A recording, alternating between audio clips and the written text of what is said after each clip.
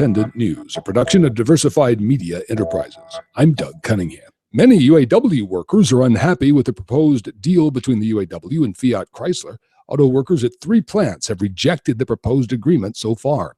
They are Jefferson North in Detroit, the Sterling Stamping Plant in Sterling Heights, Michigan, and the Kokomo, Indiana plant. Workers at Toledo Assembly, Sterling Heights Assembly, the Warren Stamping and Truck Plants, and Belvidere Assembly in Illinois are voting Wednesday. Some Toledo workers have rallied against the deal. UAW International is withholding comments until all of the workers have voted. Workers want to abolish the 2-tier pay scale. At the UAW convention in March, Kathy Smith of Local 2015 spoke for many rank-and-file workers on 2-tier pay and the degradation of once good UAW jobs at Chrysler. Not only do I have Chrysler workers making half of what the normal workers make, I have people inspecting our parts at $8.50 an hour. We have people doing our janitor work at $10 an hour. There's non-union people in there. They're making substandard wages. These were all great Chrysler bargain jobs that have gone by the wayside. The AFL-CIO Wednesday is launching a series of race commissions, meetings between executive council members and local labor movements. From Cleveland, Ohio, AFL-CIO Civil, Human, and Women's Rights Director Carmen Berkeley explains what these race commissions are all about. We'll be having 14 of our AFL-CIO executive council members going around to different cities and having conversations with local labor movement to identify how can we strengthen our work through a lens of working with communities of color, and how are we going to stop dog whistling, and how are we going to stop allowing for race to divide the labor movement. Nursing home workers pressing their fight for 15 held a press conference outside Chicago's Villa of Evergreen Nursing Home on Tuesday. Latoya Thurmond, a nursing home worker, got active with union organizing a year ago. This is a definitely fight for our lives, because we can't, of course, continue making these low wages. So it's almost pretty much a fight for our lives, because we care about patients, and this is what we love doing. We just should be paid a fair wage for it. SEIU says nursing home workers make an average of just $17,500 a year.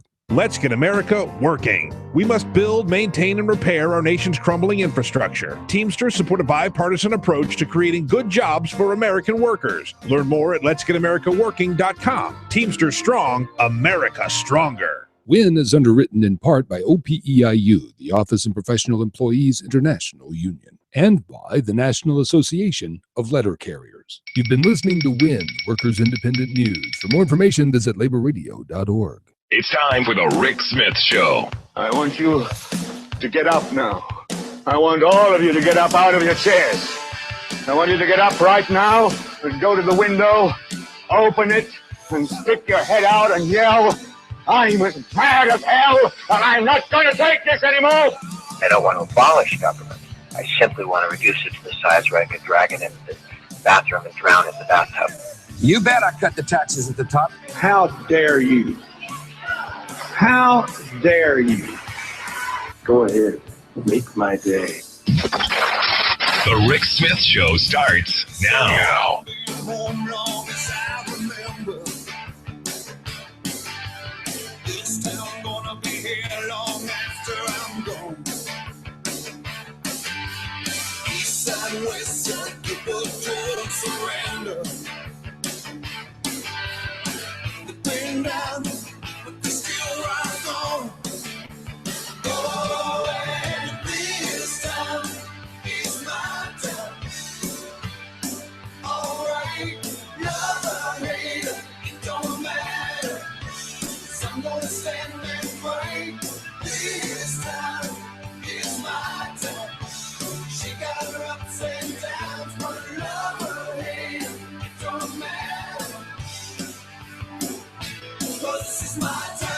And welcome, brothers, sisters, working class heroes. This is the Rick Smith Show. Thanks for being here today on the big program. Lots of things to talk about. The 2016 race heating up, and the fun. Last night had a great dinner with a couple of state reps, and we could not help but focus on the presidential election. And found a really great little Italian place over on 3rd Street. We had a fantastic evening, but it could not help looking at the train wreck that has become the Republican primary. And, you know, for those of us who have been doing this a while, and nobody really, I don't think anyone thought we could do better than 2012. And I'm not sure we're better yet. We're getting there. Things are going to get a lot more interesting. But I don't think anyone thought the Republican powers, the moneyed interests, I didn't think anyone would go, let's top 2012. I think we're going to do it. I think we are going to top 2012 because I'll tell you, I am inundated with emails from all of the different camps, and they're all begging for money. And I'm going, but you've got the billionaires funding you. And I guess I look at this, and it's how much money that they are just spending on. I'm not even really sure, to be honest. For instance, I keep getting these emails from Ted Cruz. Now, understand, Ted Cruz has been nowhere near the lead, nowhere near, he's down at the bottom, but he is one of the really extreme, far right candidates. And the email basically goes, we're broke, we need cash, and that they want us out, and you can help us stay in and fight for your good conservative values. So I get this email, and I got another couple more today, but the one that caught my attention was, and I love how they do this stuff. It's amazing. They want you to think I'm talking directly to you. That's a mass email. I hope everyone knows that. But, you know, you get this email from Heidi from her iPhone. You know, I sent it from my iPhone real quick. You know, I had to send you this message because you're so important.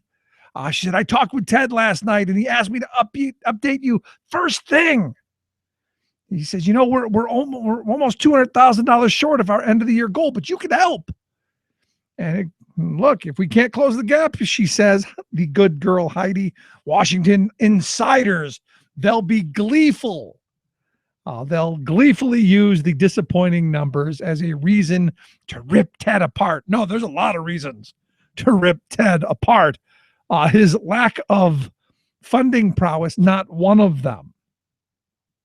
So you look at this, and they've been begging for money all along because that's what these campaigns have turned into.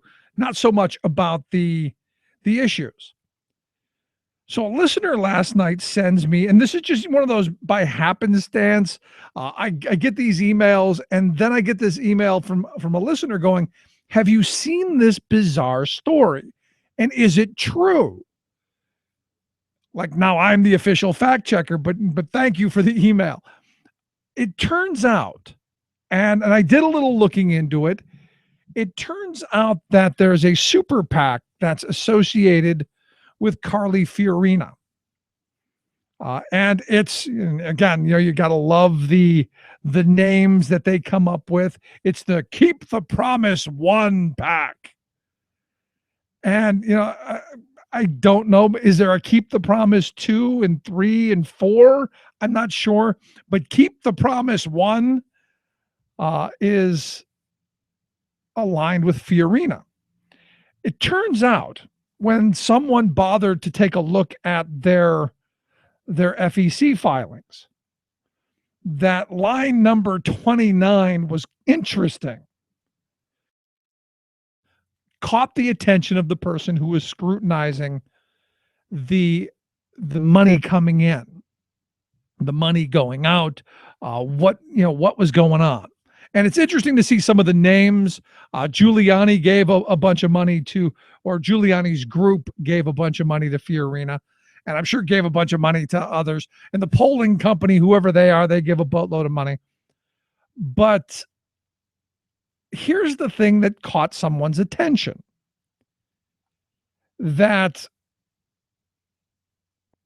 money from, and this is one of those things where you go, really?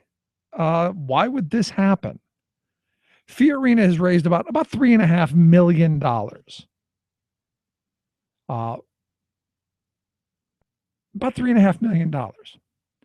And as it looks, one donation kind of stands out.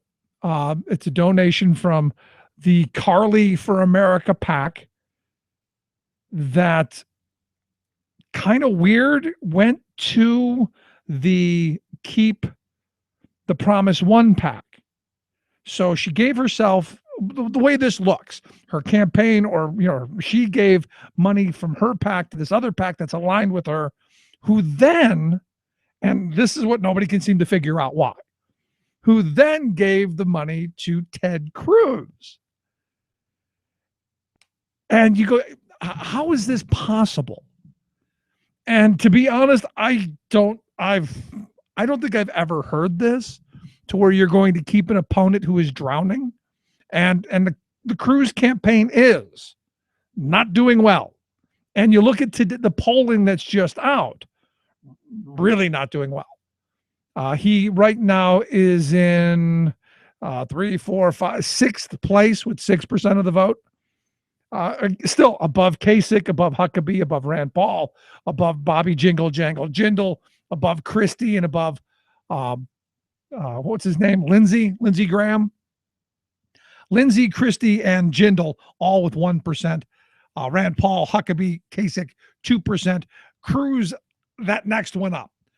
Honestly, I don't know that any of these guys last much longer, which is kind of, they're all waiting for Trump to implode. Guess what today's numbers showed?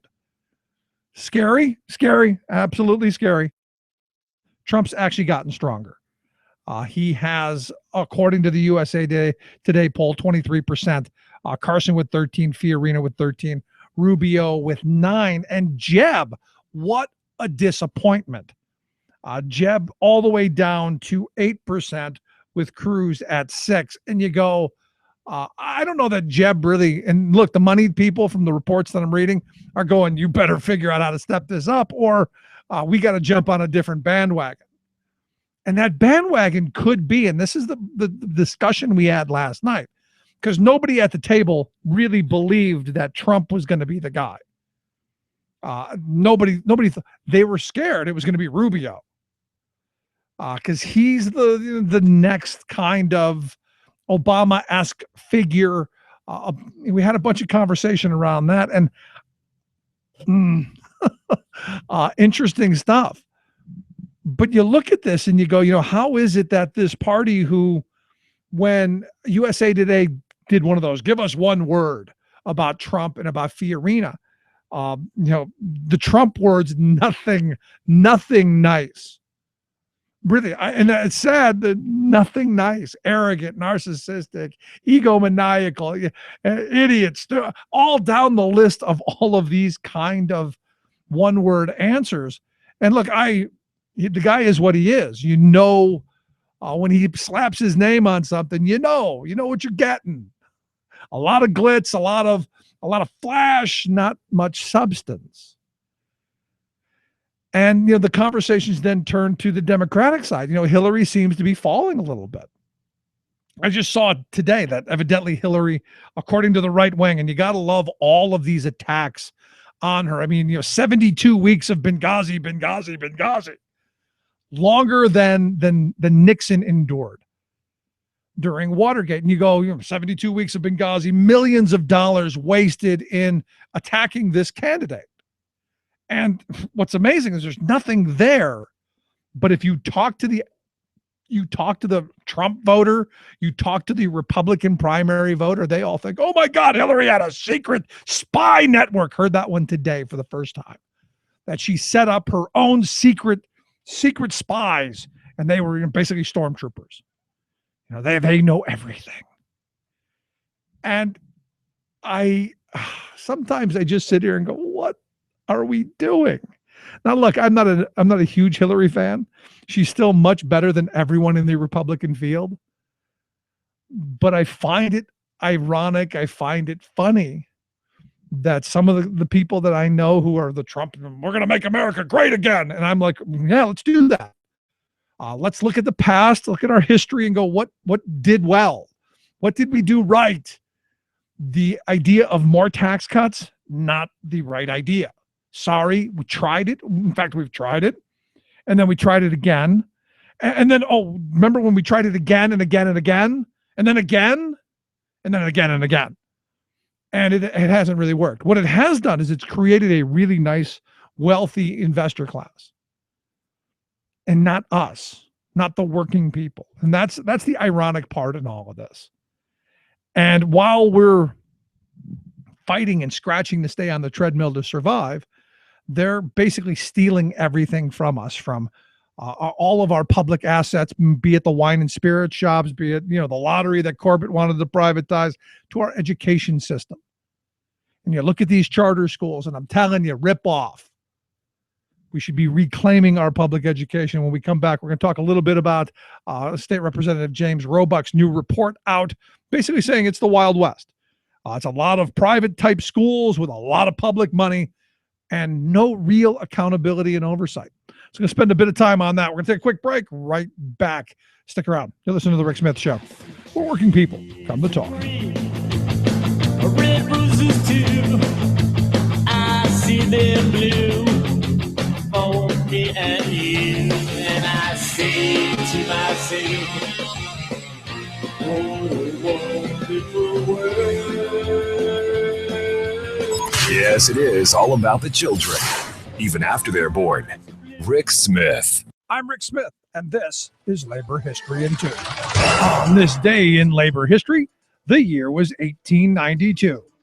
That was the day that 29 leaders of the Homestead Steel Strike in Pennsylvania were charged with treason against the state. If you're a regular listener to Labor History in 2, you've heard about this strike before. The strike occurred because the steel company decided to reduce wages and crush the emerging union. When the workers refused to accept a pay cut, company manager Henry Clay Frick laid off the entire workforce. He hired Pinkerton guards to protect the strikebreakers. But the workers of Homestead were not so easily put out of the plant. They fought back against the Pinkertons. 9 workers were killed, as were 7 Pinkertons. Many more were injured on both sides. Strike leaders stood trial for murder. The jury found them innocent. But 29 strike leaders were arrested again. This time, they were charged with treason. During the trial, the Chief Justice of Pennsylvania instructed the grand jury, when a large number of men arm and organize themselves by divisions and companies, appoint officers, and engage in a common purpose to defy the law, to resist its officers, and to deprive any portion of their fellow citizens of the rights to which they are entitled. It is a levying of war against the state,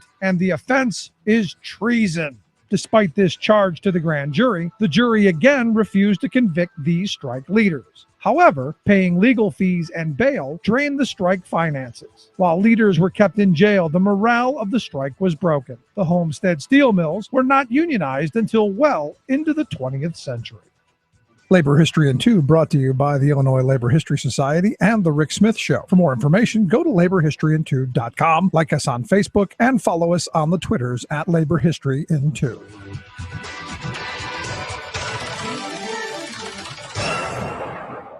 This is the Media Matters Minute. I'm John Kerr. NASA recently announced that they have discovered evidence that liquid water flows on Mars. While the scientific community praised the discovery as a scientific breakthrough, radio host Rush Limbaugh had a different take. Let's listen. What, do you go in there next week?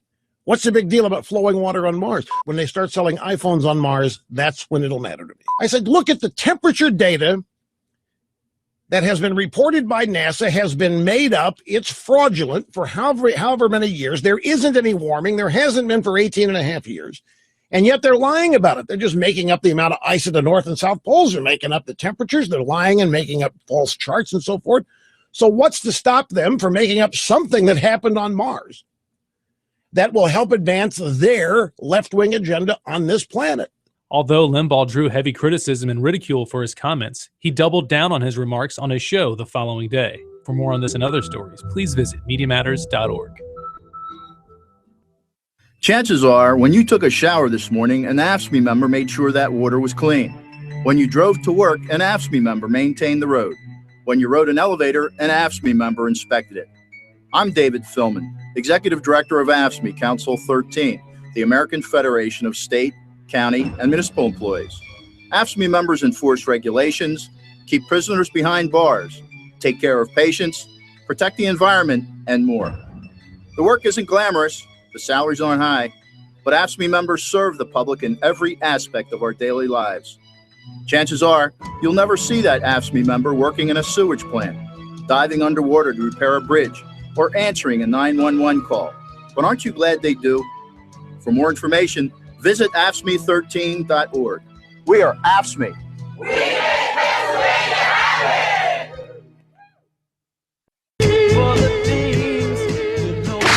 Standing tall against a multinational corporate agenda.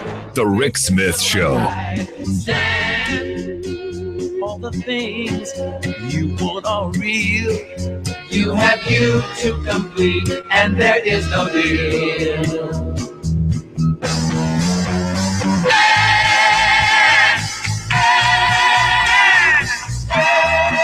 Welcome back to the Rick Smith Show. So in what State Representative James Roebuck is calling the Wild West of spending and borrowing, looking at the charter school practices and the lack of transparency in these, what he is calling privately run schools, but with public money. You would think that there's got to be something that you go, we should probably take a look into this stuff with all of the debt that's being racked up by these charter schools and all of this stuff that we're not able to see, able to audit, able to hold anyone accountable for. Seems reasonable, seems rational, seems actually a bit intelligent that we should be pursuing those. Here to talk a little bit about it, our good friend, attorney Irwin Aronson. Irwin, thanks for taking time for us. Hey, good to be here, Rick. How are you? I am good, but I'm looking at this in this report that Representative Roebuck has put out. We're talking hundreds of millions of dollars in debt that these Philadelphia charter companies have kind of just saddled themselves and ultimately, I would think, us at some point with no accountability. Well, once again, Representative Roebuck, who is truly an expert on virtually every aspect of public education in this state, from standards to qualifications to financing, has hit the nail right on the head. We have one school in Philadelphia, one charter school in Philadelphia called String Theory that has borrowed $55 million to operate and renovate a building in Center City, Philadelphia, in which they have their school operation. And that $55 million worth of borrowing, financed through another public body, the Philadelphia Industrial Development Corporation, PIDC, has the borrowing and the financing and the interest given special tax treatment. So the people who invest in those bonds don't pay income tax on that because it's public borrowing. And the school, this String Theory private charter school, pledges its future income from the taxpayers of Philadelphia, the school district of Philadelphia, the citizens of Pennsylvania, to pay off its debt to the tune of over $5 million a year, actually just south of $6 million a year for this one school in this one location for this small group of children that interfaces with this particular school that has an emphasis on music. That's why it's called String Theory. And 100 cents of every single dollar used to pay off that loan is taxpayer money. And here's the kicker, Rick. At the other end of that, when that building is paid for and the loan is paid off and the renovations have been financed and the taxpayers have paid the entire bill for that real estate. Let me guess. Go ahead. We don't own a bit of it. We don't own one piece of flooring tile in that building. We don't own the water in the toilets before it gets flushed. We own nothing except 100% of the responsibility to pay off someone else's debt, and some privateer, some hedge fund player, somebody somewhere that has also gotten a tax deduction for investing in this and has put no money in. All the taxpayer money has gone to pay off the debt. They own the building. We have air. And then the saddest piece of all, sort of the postscript to the story, is that of the roughly 160 charter schools in Pennsylvania, exactly 24 are measured as high performers. But I was told this was the answer. This was going to fix all of those failing schools. This was going to make it all better. Well, intriguingly enough, those 24 that are what they describe as high performing, okay, and that has to be contrasted with our school district run schools where vast numbers and vastly greater percentages are deemed as high performing, based upon objective tests and standards that none of our professional educators apply, but outsiders who are not involved in education apply. But of those 24 that are so-called high performing, they share a couple of traits. One of the traits is that they have somewhere between no and very few children who live in families that are in poverty. And another trait they have is they have virtually no special education students. And another trait they have is that they have all manner of special enrichment programs for their student populations. So they were able to pick and choose the students they wanted. They engage in a practice and process that is euphemistically referred to in the industry as creaming, when they cream off the top. So the promise, of course, as you said 20 years ago, was that charter schools were going to revolutionize education by creating laboratories by which we taxpayers would learn new and better and indeed best practices. And because we taxpayers were paying for it, it would be shared with us so that the school district run schools in the 500 school districts across our state would all have the opportunity to learn and incorporate that, with the ultimate result being that our children would be the beneficiaries. Now the reality sinks in. That string theory charter school that I just described to you a few minutes ago is very likely spending more on debt service of our tax money than they are spending on educating students. But we can't even really know that, and the reason we can't know that is, unlike our school district run schools, these charter operators that are 100% funded by taxpayers don't have to publish a budget in a timely fashion, don't have to deal with comments from the public about that budget, don't have to stand before the electorate and be elected to their school boards, don't have any of the restrictions on contracting that require open contracting and public contracting and lowest responsible bids. So we have all of these incestuous relationships. Indeed, we know that in Pennsylvania last year alone, charter schools collected $350 million, that's million dollars of taxpayer funds for the sole purpose of educating special needs children. And they spent well less than half of that money on that process.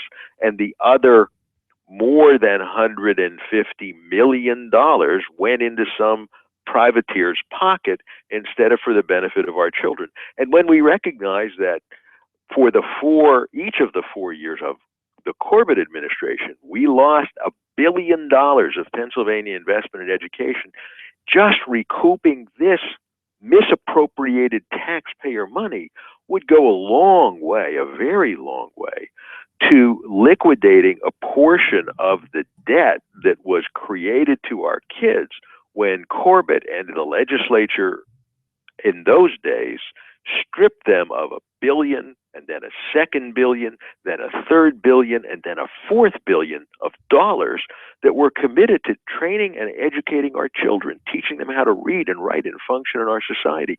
And that's just one little vignette, and it's one that we're able to find out about. Now, I mean, what's under the sheet or behind the curtain that we're not allowed to know about? And I look at this, that number is just staggering, especially when you look at this budget impasse that we're in the midst of, and education funding being really at the center of that, these wasted dollars. And I've said for a long time that what we don't know about what's going on in charters, you want to know where the Office of Waste, Fraud, and Abuse is, I would argue it's right there. Well, listen, the former head of the Pennsylvania Office of Open Records, a woman named Terry Mulcher, described the charter schools as a cancer on the open records law.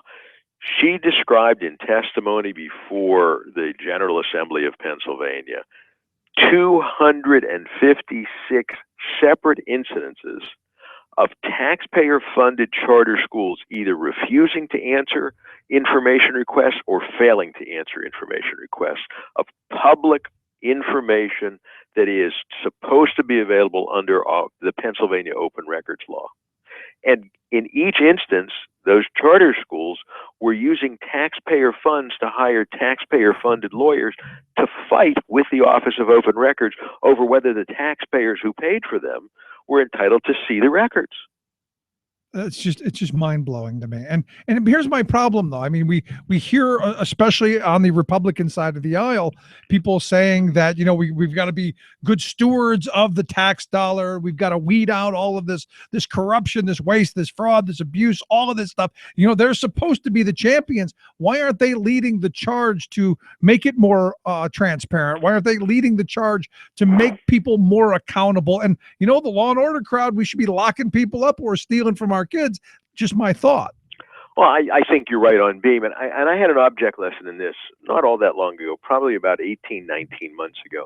I had occasion to be at a Pennsylvania House of Representatives Education Committee hearing on charter school matters that took place on the Westchester University campus. And among the committee members that were present was a representative from out the eastern part of the state, Representative Truitt, whose children are students at a charter school in the eastern part of the state, and who is personally a major advocate of charter schools and more charter school funding with less accountability.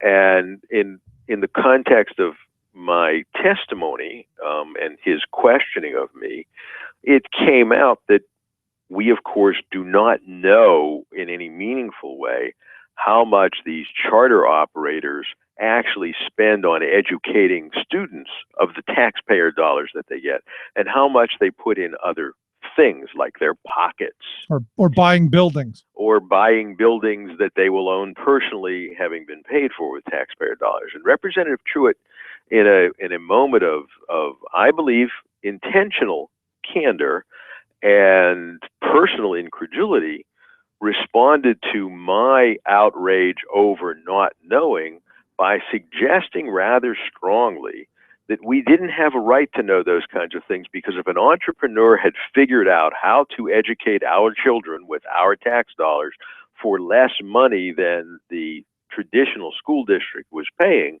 that the entrepreneur had a right to put the balance of our funds in his or her pocket.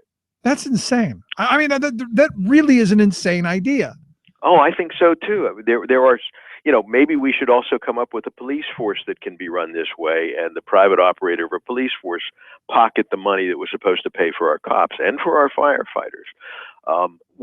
But in many respects, these concepts applied to schools and education are more repugnant to the fundamental core of who we are and are supposed to be than anything else, even police, even firefighters, even water and sewer systems, even prisons.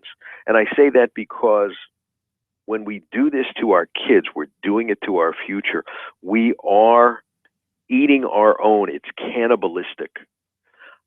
There is no greater force for democracy than access to a quality public education. I have had occasion to say that in various contexts on your show and in any number of other places over what's getting to be a long time.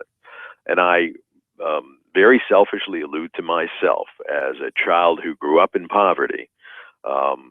The reason that I got from that poverty to the spot in which I find myself now, which may be intellectual poverty, but it is not economic poverty, was because of a great public education in a great public school system with great public school teachers and great public school administrators who were all committed to making sure that every one of us, from the most wealthy to the most financially and economically challenged, had the same great education and left those schools with the capacity to read and to write and to add and subtract and multiply and divide, and have, most importantly, a dimension of intellectual curiosity that would not be quenched. And now what we have instead is somebody quantifying and looking at financial reports and trying to decide how much of that money that should have gone for the benefit of our children can be transferred to their own pockets, and how we can snag a whole lot of public finance taxpayer money to line our personal pockets and line our portfolios with real estate inventory that we then can use for whatever private purpose we want. Here's another problem I have with what the representative said to you. He is supposed to be the guy who is the steward of the purse. He's the guy holding the purse. He's the steward of our tax dollars, telling you that if there's a way to save money, well, we're not going to do that because we have to. It's insane to me. Well, he obviously demonstrated that he was the steward of somebody's purse. And it's not ours. And it's certainly not the taxpayers. Certainly not the taxpayers. Look, I mean, when we first adopted the legislation that permits charter schools in this state, the preamble to that law was really very clear. They were to be these laboratories of which I have spoken, and they were supposed to share. But instead, we have walls, high walls erected to even finding out how they spend our money. And they talk about it in terms of spending their money, and it's not their money, it's our money. And we can't find things out. They tell us it's proprietary, even though it's paid for with our money. And even though the law promises that these were to be laboratories that would be doing things that we would share, this was supposed to have been a limited purpose, and now it's the exception that swallows the rule. We were told that they would educate better, and when it turned out that, as I said, only 24 of the 160 are high performing, so that they're really in gross not educating better, then they immediately switched, and it wasn't that they educate better, but they're safer. And then when that didn't turn out to be true because they were forcing kids in urban areas to walk through and across gang lines in neighborhoods, they said, well, it gives the parents more control. So we suggested legislation that said that every charter school had to have parents of current students on the board. Well, they rejected that too. So at every turn, we see what this is. It's about the money. This is all about the money, and it is anything but entrepreneurial. There's somebody somewhere on a corner in a small town in Pennsylvania today that has a little hardware store who had to reach into her pocket and buy a dozen hammers and hang them on a wall somewhere and hope that they'd sell. And if they sell, she makes a couple pennies on each. Then we have a charter school operator who invests absolutely nothing, acquires a building by pledging taxpayer funds to pay for the building that's in his or her own name, and hides behind the lack of spirit, if you will, of the law, to not even tell us what he or she is spending on educating our most precious resource, our children, and doesn't want to be questioned about how much of that money that was to have been aimed at our children is going into their pockets or going into the pockets of their relatives who become vendors of that charter school. It's wow. Last question I've got for you then. I mean, you go back to this building for a second that we're going to pay an enormous sum for, and our kids are going to get less opportunity in that school because they've got to pay it off. What happens if tomorrow they decide we're going to shut down the charter school and we want to open up, I don't know, a nightclub or a disco? Well, in the short run, there's a precious little chance of that, Rick. And the reason for that is that they're counting on next year and next month's income from the taxpayers to pay the debt on their building. The question gets to be what happens 3 or 4 or 10 years from now when the debt is all paid off. Do they continue to use taxpayer money to pay themselves rent at some non-market-based extraordinary rate? Or do they convert the building for their own purposes where they can get even more money? And the answer to that is, I think that you and all of our listeners know it'll depend week by week and year by year and month by month on how much they can make with alternative uses of the building, and the kids be damned. Not good stuff, which is why I'm hoping this Roebuck legislation moves forward and at least during this budget time, we focus a little time on how much waste, fraud, and abuse is going on here. I think that you're right on beam, and I think that our listeners are well counseled to keep an eye on Representative Roebuck, because he gets this stuff and he gets it in ways that are so easily and skillfully communicated, and he sees through all of the fog of irrelevancy and gets to the heart of the matter, and he's to be commended for that. And as I say, our listeners would be very well counseled to keep an eye on what Representative Roebuck does on these issues. Irwin, I appreciate you taking a little time for us. Thanks so much. Good to be here, Rick. So I'll talk to you next week. Alrighty, our good friend, attorney Irwin Aronson. Quick break, right back, 1-888-520-RICK, 1-888-520-7425. This is The Rick Smith Show. We're working people. Come to talk. You'd better know the way back down. I can't believe you'd really stumble. And I always knew you'd fall. It seems so easy to say I knew you when I'd rather it was not at all.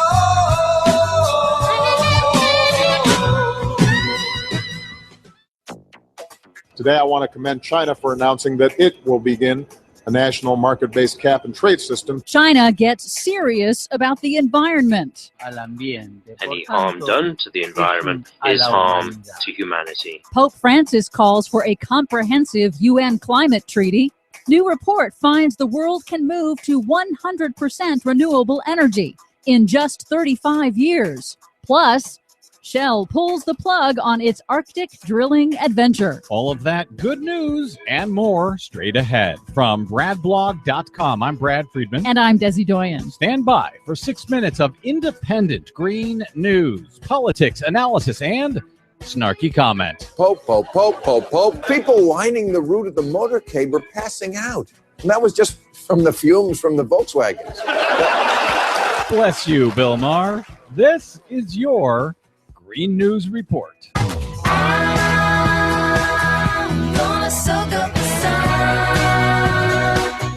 Okay, Desi Doyen, have you recovered from the Pope's visit to the U.S.? I know that was a big week for you last week. Yeah, it was a big deal, but we will get to that next. But first, Shell is giving up its Arctic adventure for now after sinking 7 years and $7 billion into its Arctic offshore drilling project. Royal Dutch Shell announced on Monday that it will cease further exploration off the shores of Alaska for the, quote, foreseeable future. Shell said that an exploratory well found insufficient quantities of oil and gas to justify the expense of further development. Shell also cited challenging federal regulations as a reason for leaving the Arctic. Well, was it the federal regulations or was it the fact that oil prices have plummeted and they just can't find enough oil up there to justify the expense? In any event, glad it's over for now. The pristine Arctic is saved for now.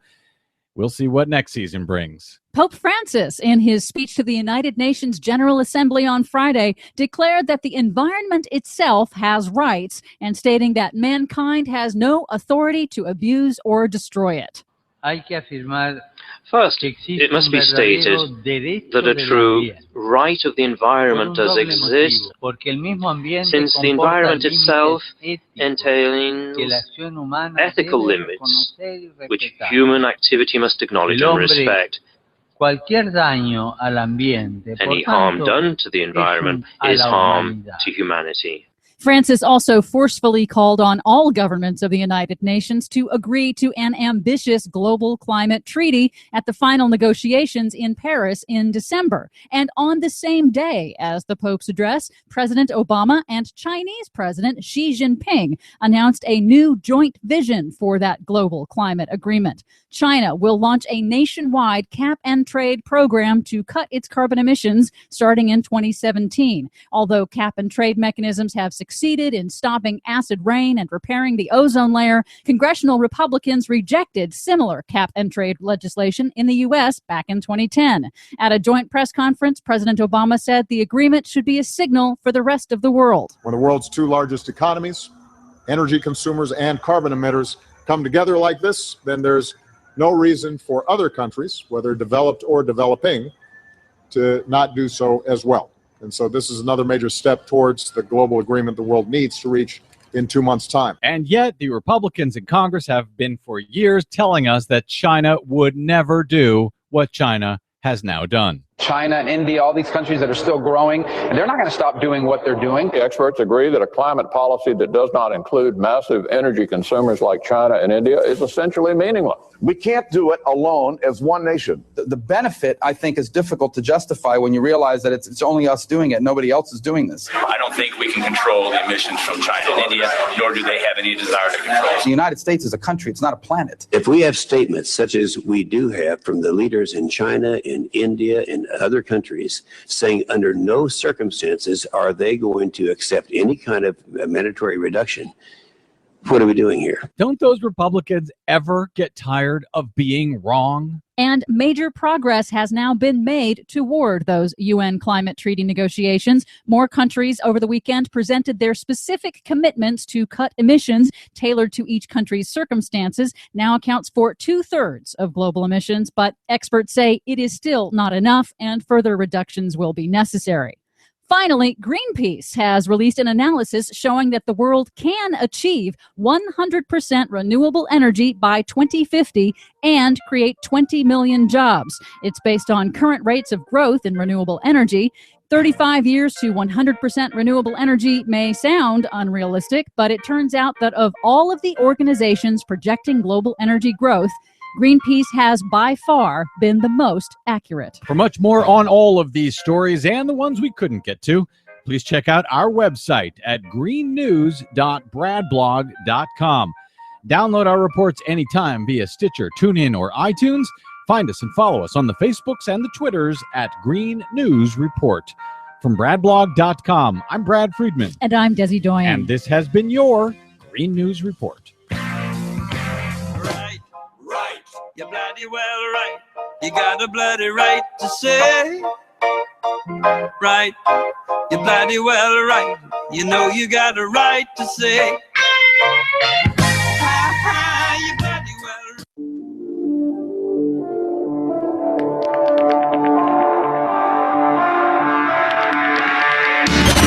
Demanding the super rich to pay their fair share for once.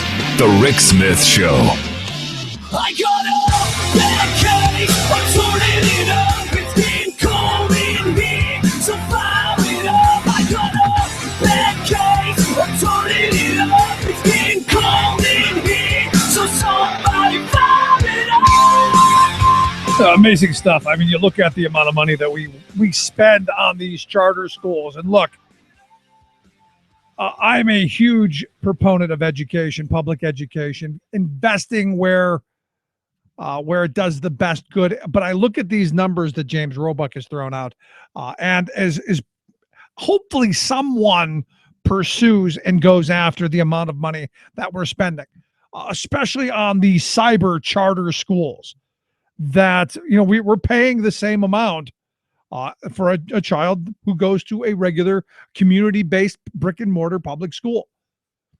And where does that money go? Where does the additional money go? The idea was, and this is why I'm kind of concerned with what Irwin said about Representative Truitt coming out and saying this. Well, if they can figure out a better way, they should be able to keep the money. It's that world view that it's all about business. It's all about the profit. It's all about private industry, private government good. Public government, not good. And that's really what we're heading for. And this is, kind of the crux of what I've been talking about for some time now. But when I gave my presentation the other night, this war between capital and work, this war between the haves and the haves a whole lot, and then the rest of us. This being one of those moments where you look at the amount of money that we're spending on education and how it's disproportionately divvied up. There is no rational way of explaining how we divvy up the state's investment in education. There's just not. Other than to say that the affluent, get the education for their children that they're going to make sure that they get, and the heck with everyone else. And I've always said, you want to have the best system possible, you make sure that the affluent are in those systems, make sure that they're in education, in healthcare, in retirement, in you name it, which is why I think a lot of people believe, and rightly so, that our elected officials should get nothing that we, the people, don't get. There's a lot of anger in Harris over the representatives in Harrisburg having long-term health care after 10 years. I cannot tell you how many people I've talked to have been just infuriated that what? They're taken care of for the rest of their lives and I'm screwed? They should get nothing more than the average. And the reason I say that is because the wealth class, the elected class, those folks are going to go, we want these things for ourselves.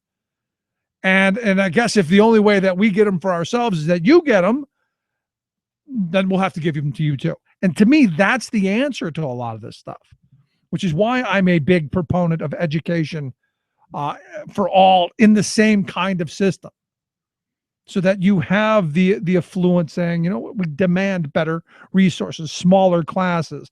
We demand there to be alternative programs for kids who are struggling. I've talked about this before, and my daughter and I just had this conversation, and I'm proud of her for realizing that now she's getting to an age, a maturity level where she's going, you know what, it was funny for about 5 minutes when so-and-so would screw around or, crack a joke or talk back or be the clown or whatever. But, they're taking from my opportunity to learn something. I'm proud as I can be that she recognizes this. And that there are kids who have behavioral problems. They've got learning disabilities. They've got all of these special needs that have to be addressed. Not in a class of 30, 40, or 50. That just makes sense to me. But the problem is the resources just aren't there to make sure that you have those alternative programs, to make sure everyone's in the same building, everyone rides the same bus, but that you have different tracks for kids who can be pushed further and could do more, and you get more help for people who are lagging behind. Sadly, we're not getting that. And this is the reason, and one of the things, it comes back down to the resources, because this is one of the arguments I get from my charter school people. Well, I want my kids to do better. I want them to be pushed further ahead, because we all have that Catholic school where the Catholic schools are much better. Why? Because parents were kicking people's behinds to get going forward. And the other part of this, if you didn't keep up, you failed out.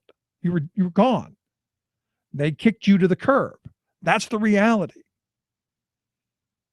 And this is why, and look, I went to Catholic school for a number of years, and I got a very good education out of it. Probably right in place with the kids who were in the advanced classes in the public schools. But you compare us with others in the public and the private schools, right in the same track when you look at all of the other variables. Which is why I push back against this idea that private schools are so much better. The reality is when you have those resources and you have those groups moving forward, they do the same. Now, as I look at this, and the amount of money that's being spent is just obscene. I mean, really obscene. When you look at the charter schools, and as Irwin pointed out, 24 of the 160 some charter schools are highly effective. What about the rest of them? And you look at the Stanford study that shows just about that. You have a small number that are doing really well because they're creaming. They're the ones who are skimming the best of the best and the brightest, and they're what it was supposed to be. And then there's the rest of the schools who are, well, they're lining their pockets. Doesn't it seem curious? And this is just kind of one of those things that, kind of food for thought thing. How do you buy into this idea that how they run things and the money that they spend on different stuff is proprietary when it's tax dollars? I'm struggling with that.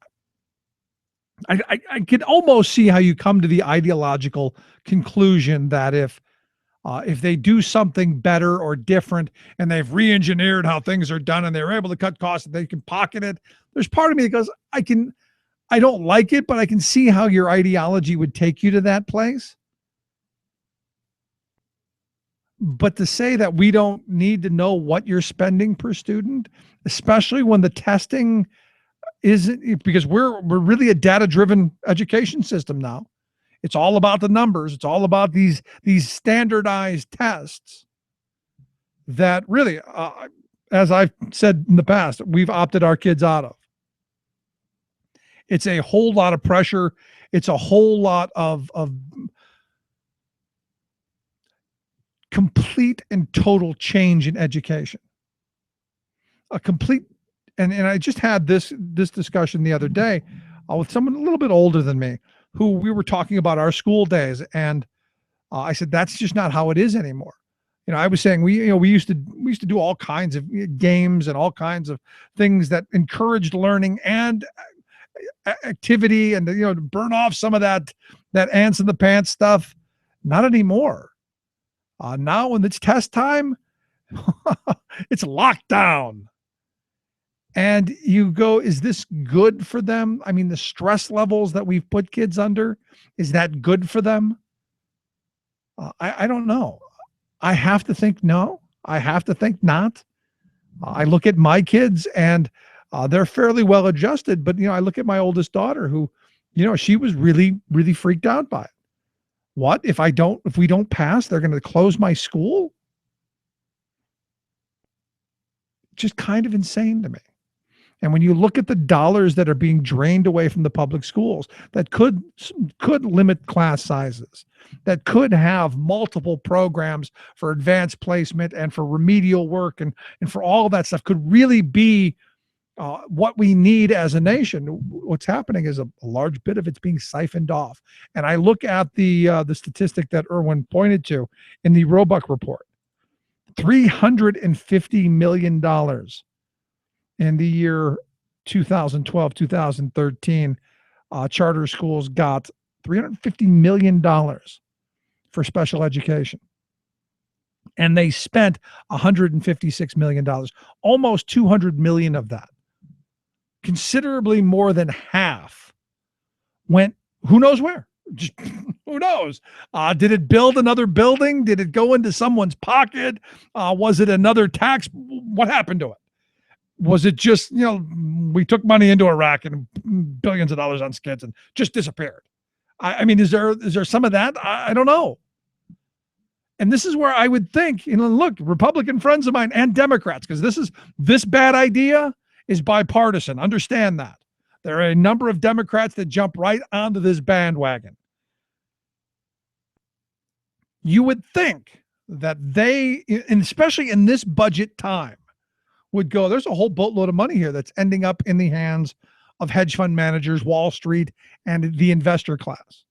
Not going into the class, not going into my kid's classroom, not going into microscopes and books and who knows what. Going into pockets. I mean, that's really a mind-blowing number.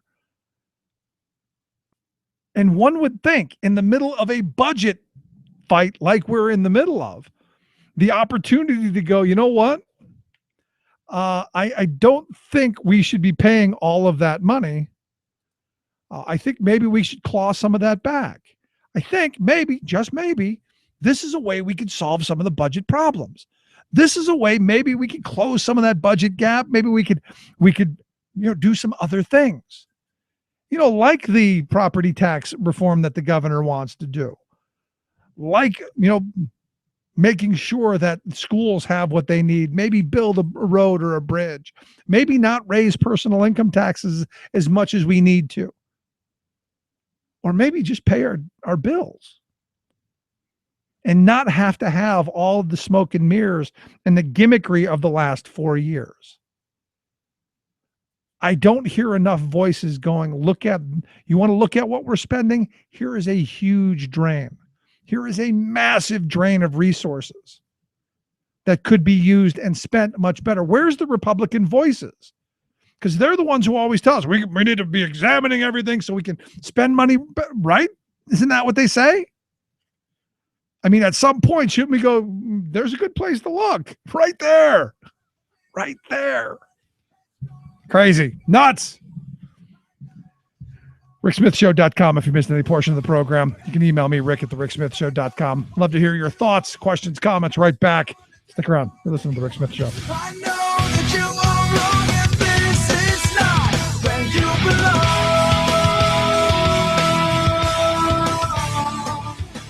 I won't give everything away.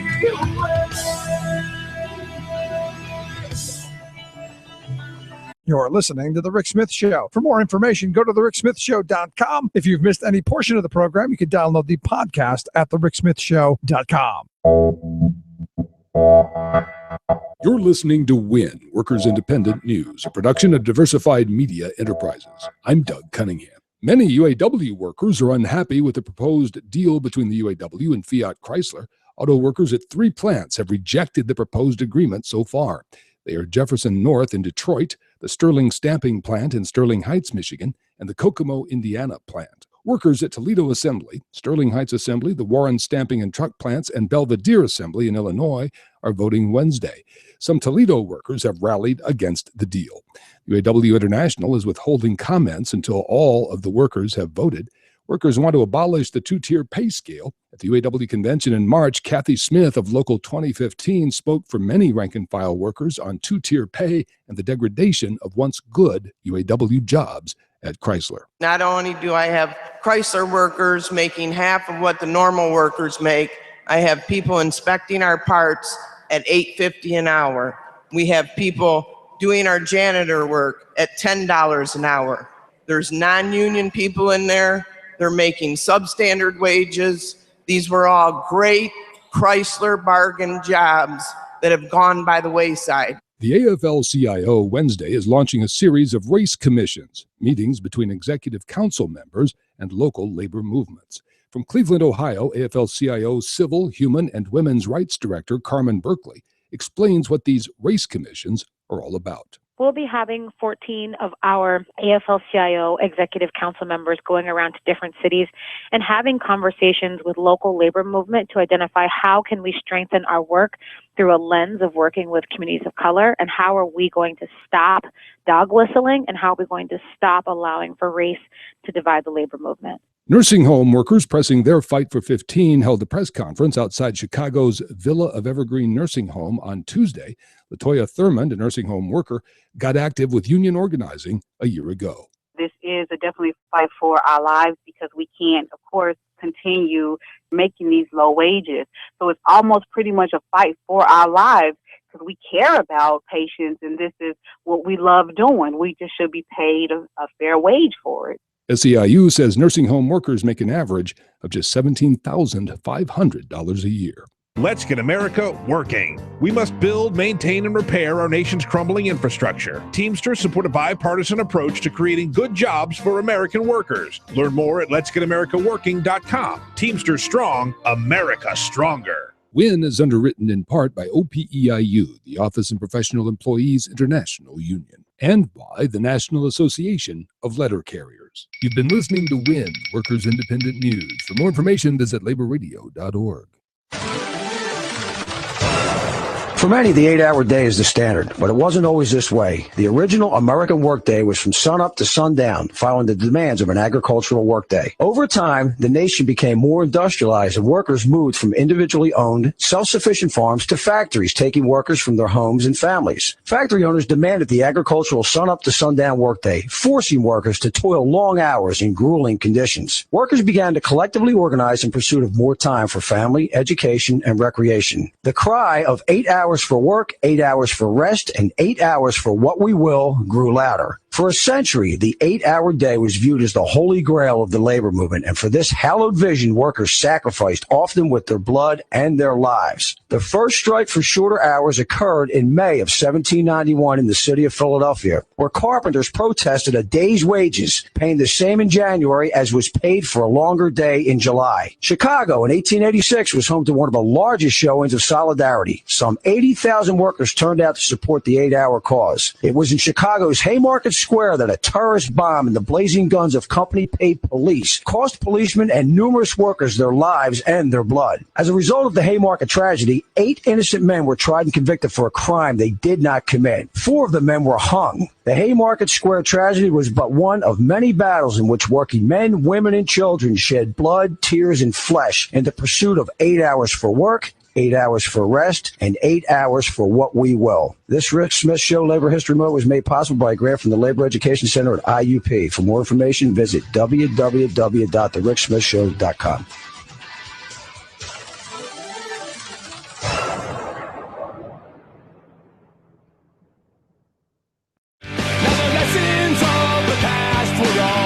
Workers' blood, the mistakes of the bosses we must pay for. From the cities to the farmlands and trenches full of mud. 'Cause war has always been the boss's way, sir. Come on, the union forever, defending our rights. Let's fight the right wing while workers unite. With our brothers and our sisters from many far-off lands. There is power in our union. Welcome back to the Rick Smith Show. Check out the website, thericksmithshow.com. Questions, comments, something on your mind, you can email me, Rick, at thericksmithshow.com. You know, look, today in Philadelphia, there were workers marching in the streets for better wages, better hours, better conditions, defending what they have, the kind of wages, the kind of benefits, the contracts that they have fought for in the past. And, you know, I got to be honest, you know, this is the kind of stuff that has to happen. You know, as you see the mass inequality in this country. And, you know, I've been using these graphs, these charts that have just shown the pulling apart of this country. The people, the ownership society, which we haven't heard in a number of years, against the rest of us. And it's really the alligator jaws are wide open. And I keep saying at some point, those alligator jaws, they come back and they bite us in the behind, or are gonna have to. And that's why I think it's important that we focus a little bit on the events. You know, you go back, you know, I guess it's almost a quarter of a century ago. I think it was 1990. Justice for Janitors, this campaign of janitorial workers who were mostly viewed as independent contractors, mostly you know, you're on your own, buddy. You got your bucket. You got your own deal. You're on your own. And this huge organizing campaign went on to make their lives a little bit better. What you're seeing now is a pushback against that. Now, like I was saying, in Philadelphia, what they did today, marched through the streets, were attempting to get a hold of one of the organizers of the event. You know, when you have these kind of things going on, it's kind of a chaotic. When you've got a couple thousand people in the streets saying, hey, we would like to have better wages, better hours, better conditions. We'd like to have a standard of living. And it comes back to the whole conversation that we've been having around the Fight for 15 campaign, around the idea that we need to have a raise in this country. Because look, you know, like I pointed out before, the Washington Post article last week, 40 years men have not seen a raise in this country. 40 years. And women, a little bit. Still far behind, but a little bump, and that's leveled off. And why is that? Well, I argue it's the power of workers to organize. I argue it's that pendulum that has swung way too far to the corporate side of things. And I'm hoping to get a hold of Daisy Cruz to talk a little bit about today's event. So I'm going to take a quick break. When we come back, hopefully we'll have Daisy on the line, or we're gonna move along. Quick break, right back. Stick around. You're listening to the Rick Smith Show.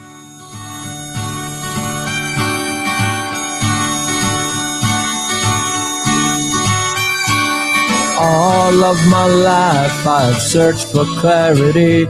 I have wrestled with two paths buried deep inside of me. I lost some rounds, been knocked around, felt my share of defeat. Yet somehow I've always managed to get back. on my feet. I'm Rick Smith, and this is Labor History in 2. On this day in labor history, the year was 1892. That was the day that 29 leaders of the Homestead Steel Strike in Pennsylvania were charged with treason against the state. If you're a regular listener to Labor History in 2, you've heard about this strike before. The strike occurred because the steel company decided to reduce wages and crush the emerging union. When the workers refused to accept a pay cut, company manager Henry Clay Frick laid off the entire workforce. He hired Pinkerton guards to protect the strikebreakers. But the workers of Homestead were not so easily put out of the plant. They fought back against the Pinkertons. 9 workers were killed, as were 7 Pinkertons. Many more were injured on both sides.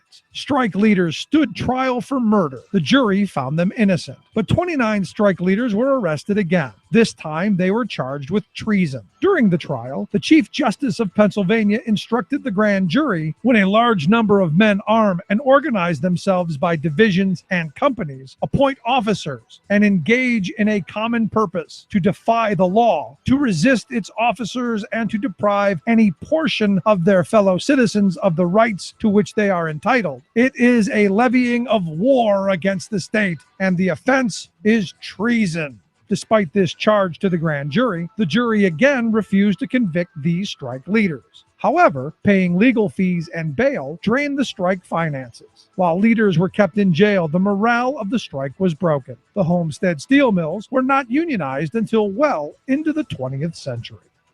Labor History in 2 brought to you by the Illinois Labor History Society and The Rick Smith Show. For more information, go to laborhistoryin2.com, like us on Facebook, and follow us on the Twitters at Labor History in 2.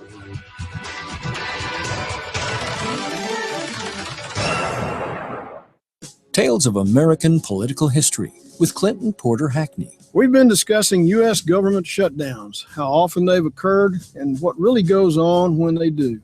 18 times in 40 years seems like way too often for our government to shut down. But it can be argued that it's nothing to worry about. First, there are laws that tell us what to do when the House, Senate, and President can't agree on a budget. There are guidelines in the Anti-Deficiency Act that seem to require an agency head to suspend the agency's operations until the enactment of an appropriation.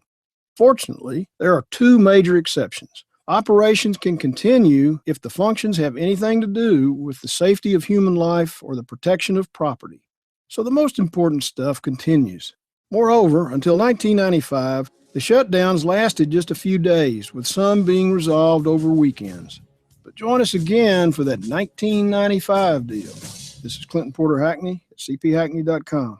Chances are, when you took a shower this morning, an AFSCME member made sure that water was clean. When you drove to work, an AFSCME member maintained the road. When you rode an elevator, an AFSCME member inspected it. I'm David Philman, Executive Director of AFSCME Council 13, the American Federation of State, County, and Municipal Employees. AFSCME members enforce regulations, keep prisoners behind bars, take care of patients, protect the environment, and more.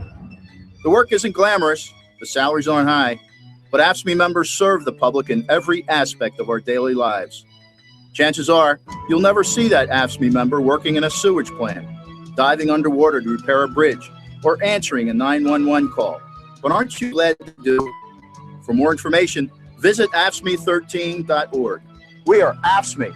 We make Pennsylvania happen! Remembering that united we bargain, divided we beg. Rick Smith. We need to stand united for undivided, we shall never fall. Remember all, we need to trust in and then forever call our brothers and our sisters. And are you and I are win? You and I both know that we can rely on it. The time is prime, planets aligned and no mistaken. For union resurrection, the anger has awakened. The sleeping giant, come on, yeah, we can do it. We need to revive, re-up the labor movement. Welcome back to the Rick Smith Show. Check out the website, ricksmithshow.com. So as we were saying in the last segment, you've got thousands of workers all up and down the East Coast who are this year bargaining for their contracts to maintain their health care, maintain their standard of living, a decent wage, things that I think are very important. Here to talk a little bit about it today, I've asked Daisy Cruz. She's the Mid-Atlantic Director of 32BJ SEIU. Daisy, thanks for taking time for us. Thank you. Thank you for having us. So today, thousands of people out in the streets of Philadelphia. The probably the guy who's going to be most likely the next mayor of Philadelphia, out there marching with you. A good day, right? Yes, it was a wonderful day. Yes, a wonderful day for working people. So what was the point? Why were we in the streets? The reason why we were out in the streets is because we are currently bargaining for about 2,800 property service workers who maintain and clean these beautiful, shiny, large buildings in Center City. And their contract expires October 15th, and we have gone into negotiations. And these are about just protecting these good jobs. These are the good jobs that are still left in Philadelphia, and we want to make sure that we continue to keep these jobs good jobs, continue to organize workers so that people can have the opportunity to have a good job so they can take care of their families. These workers are people who live in Philadelphia. They're the backbone of their neighborhoods. They're the ones who give back into the economy, and they just want to, we just want to be able to have these people make sure that they're able to take care of their families, take them to the doctors when they're sick. You look at some of this, it's easy sometimes to overlook the people who clean up after us. Exactly. And you look at some of these big buildings and the wealth that's created in them, and it's easy, I guess, to overlook folks. That's why I thought it was important to see that show of strength, that show of solidarity in the streets, kind of to let the owners know, hey, we're in this together. Exactly. They're, like you said, they're the ones.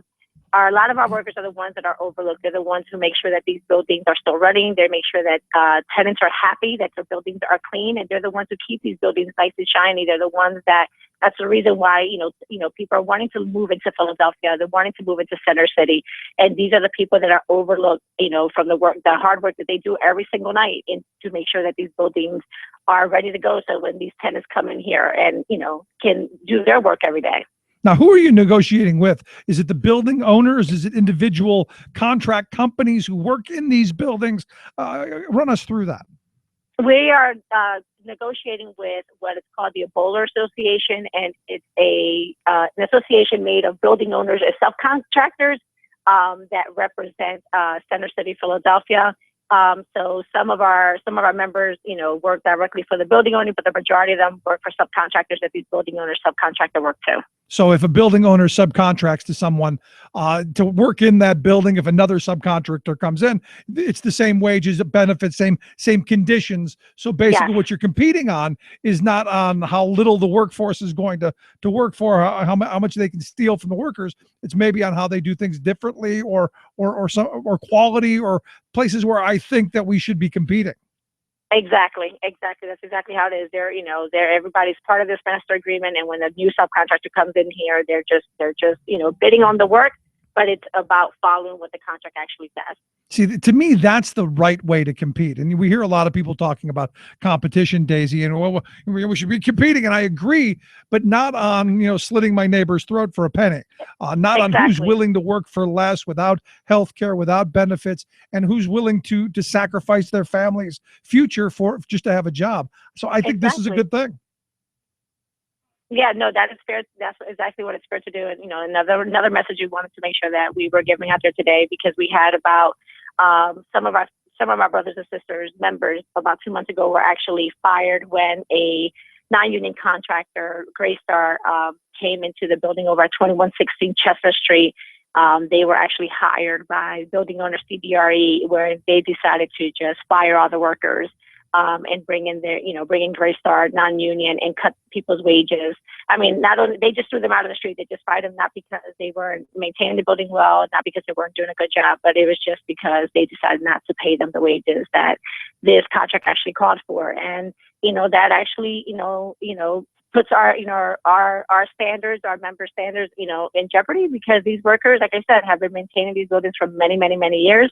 And they're the ones who continue to make sure that these buildings are maintained. And, these are the jobs that, keep our members, from falling into deep poverty, so they can take care of their families, pay their bills, and build up their communities as well. Yeah. And the taxpayer doesn't have to subsidize them.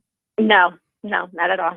Because I think that's one of the things, the other day I participated in one of these focus groups on labor issues, and the argument against the minimum wage was, well, we already give them tax subsidies. They shouldn't want additional wages, which is really just an idiotic position to have. I've always been of the belief of I should be able to support myself with the work that I do and not have to beg or ask anyone for anything other than be able to take care of myself through my labor. Exactly. Like we are fighting for what these members deserve. Like I said, our members have put many, many years. There's not a high turnaround. They put many years into their work. They work hard. They come in. The majority of our work is done at night when everybody's gone from the building. And like I said, when tenants come into their buildings the next morning, everything, their offices are clean. Everything's shiny. Everything's clean. The bathrooms are well. Our maintenance workers actually make sure that the heating and cooling is actually, that the building is maintained and that people are comfortable to work in. One of the things that came out of the focus group, and I'm still digesting and kind of stuck on it. The guy who gave the opposing view, the anti-worker, anti-union view, said of the toll workers on the turnpike, and this is a little different, but he said we should get rid of all of them because they should be doing something better with their lives. And I'm still digesting that because you think of that elitist attitude about the jobs that some people do to support their families and how some people can look down their nose at them. I'm the kind of person who believes I don't care what it is you do. There's value in work. There's self-esteem and dignity, and we should reward people as such. Exactly. People are here because they want to work. They want to be able to take care of their families. Nobody should be looking that down because every type of work means something. Every type of service, someone needs it. And for people to be looking down at their noses at other people, that's not the way it should be. People are here. They want to be able to work. They want to be able to, just like you said, take care of their families. And a lot of these people that have this type of view, and honestly, would they be able to take care of their families off of minimum wage? Yeah, and look, it's about respect as well, and exactly. And I give people the respect that they deserve through the work that they do. So, what kind of response did you get in the streets today? The photos I saw on Twitter look like thousands of people out there. Like I said, the mayor, the future mayor, came and spoke. What kind of response did you get from folks? We got a wonderful response. Our members, like I said, they are ready and willing to fight to make sure that they protect their jobs and that they continue to create good jobs for others as well. I was part of that march. I was walking down the street and we had, hundreds of people out in the street. The membership, there were thousands of people out there, but everyone was coming out just to see, and we were getting a lot of cheering because this is not only about our union members, but this is just about creating good jobs, raising America, so that people can take care of their families, stay in the middle class, and not fall into deep poverty. Yeah, I made the point the other day that, it used to be when my grandparents' generation ruled the workforce that for every union job was out there, there was a non-union job that was comparable in pay. So as wages went up for workers in janitorial or in fast food or wherever, truck driving or whatever, the non-union workers, they got a raise too. And as a country, we moved forward together, creating what was the most prosperous working class in the history of civilization. Yes. It's not like that anymore. And we need to be. And this is why. Right, exactly. That's exactly what we need to be. The richer keep getting richer, and the people in the middle class are just getting poorer. And because you look at the amount of wealth that's going to the top 1% and the top 10%, and then what comes to the rest of us, there's something seriously wrong. And inequality, to me, is one of the big issues of our day. And I think what you're doing today out in the streets, demanding better wages, hours, conditions, that's how we close that inequality gap. Yes, that's exactly how we do it. This is for all workers. This is about raising America and making sure that America, keeps building up and not, it's not about, we're not asking for a handout. We just want to be able to make good wages, sustaining wages, so we can take care of our families. We're not asking for a handout. We're working hard for this. Last line of questioning I've got for you, because really the janitors, especially with SEIU, have a long historic history. You go back, I think it's almost a quarter of a century, if not more ago, that you had the whole Justice for Janitors campaign and really bringing dignity to that work. Do your members get a sense of that, or is that something like I've heard from many people that has kind of been forgotten? It's about the here and now. Yeah, no, our members have a lot of pride in the work that they do. Just like you said, these are the people that people overlook. They don't appreciate the ones that are emptying their trash cans and wiping down their desk and making sure that their bathrooms are clean. But our members have a lot of pride because they have a lot of dignity in the work that they actually do every single day. Yeah, I mean, they're noticed when things aren't right, aren't they? Yeah, exactly. We know who we want to scream at, the guy at the bottom, but at the end of the day, I think what you guys did today was a great thing. I look forward to more. If there's any way that we can help, any way our listeners can help, we'd love to know how. Wonderful. Just making sure that we're spreading the word. This is not, of course, this is about our members making sure that they get a good contract this year and keep these good jobs, but it's about raising America and just creating good jobs for just everyone out there. The fast food workers that are fighting for $15 an hour, these are families. These are also parents who are trying to take care of their families.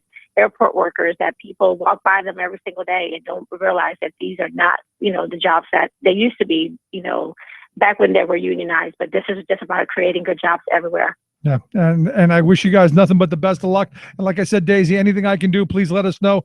We'd be more than happy to help out. Wonderful. Thank you so much for having me. Great talking with you, Daisy Cruz. She's Mid-Atlantic Director of SEIU 32BJ. Let's take a quick break. Right back with the labor news. Doug Cunningham, Workers Independent News. Stick around. You're listening to The Rick Smith Show.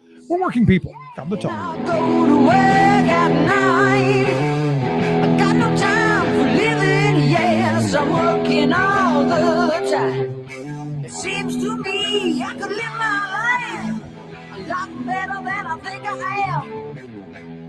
I guess that's why they call me the working man. Making the blue blood see red. The Rick Smith Show.